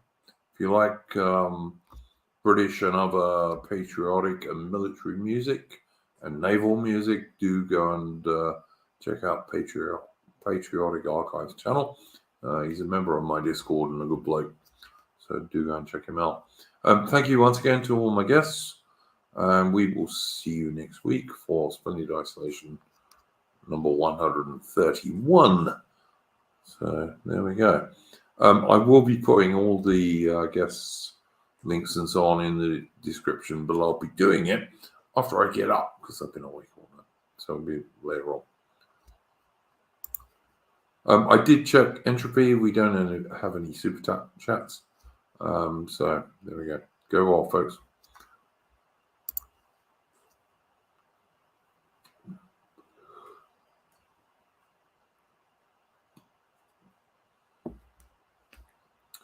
Yes, why don't I have to push it more than once?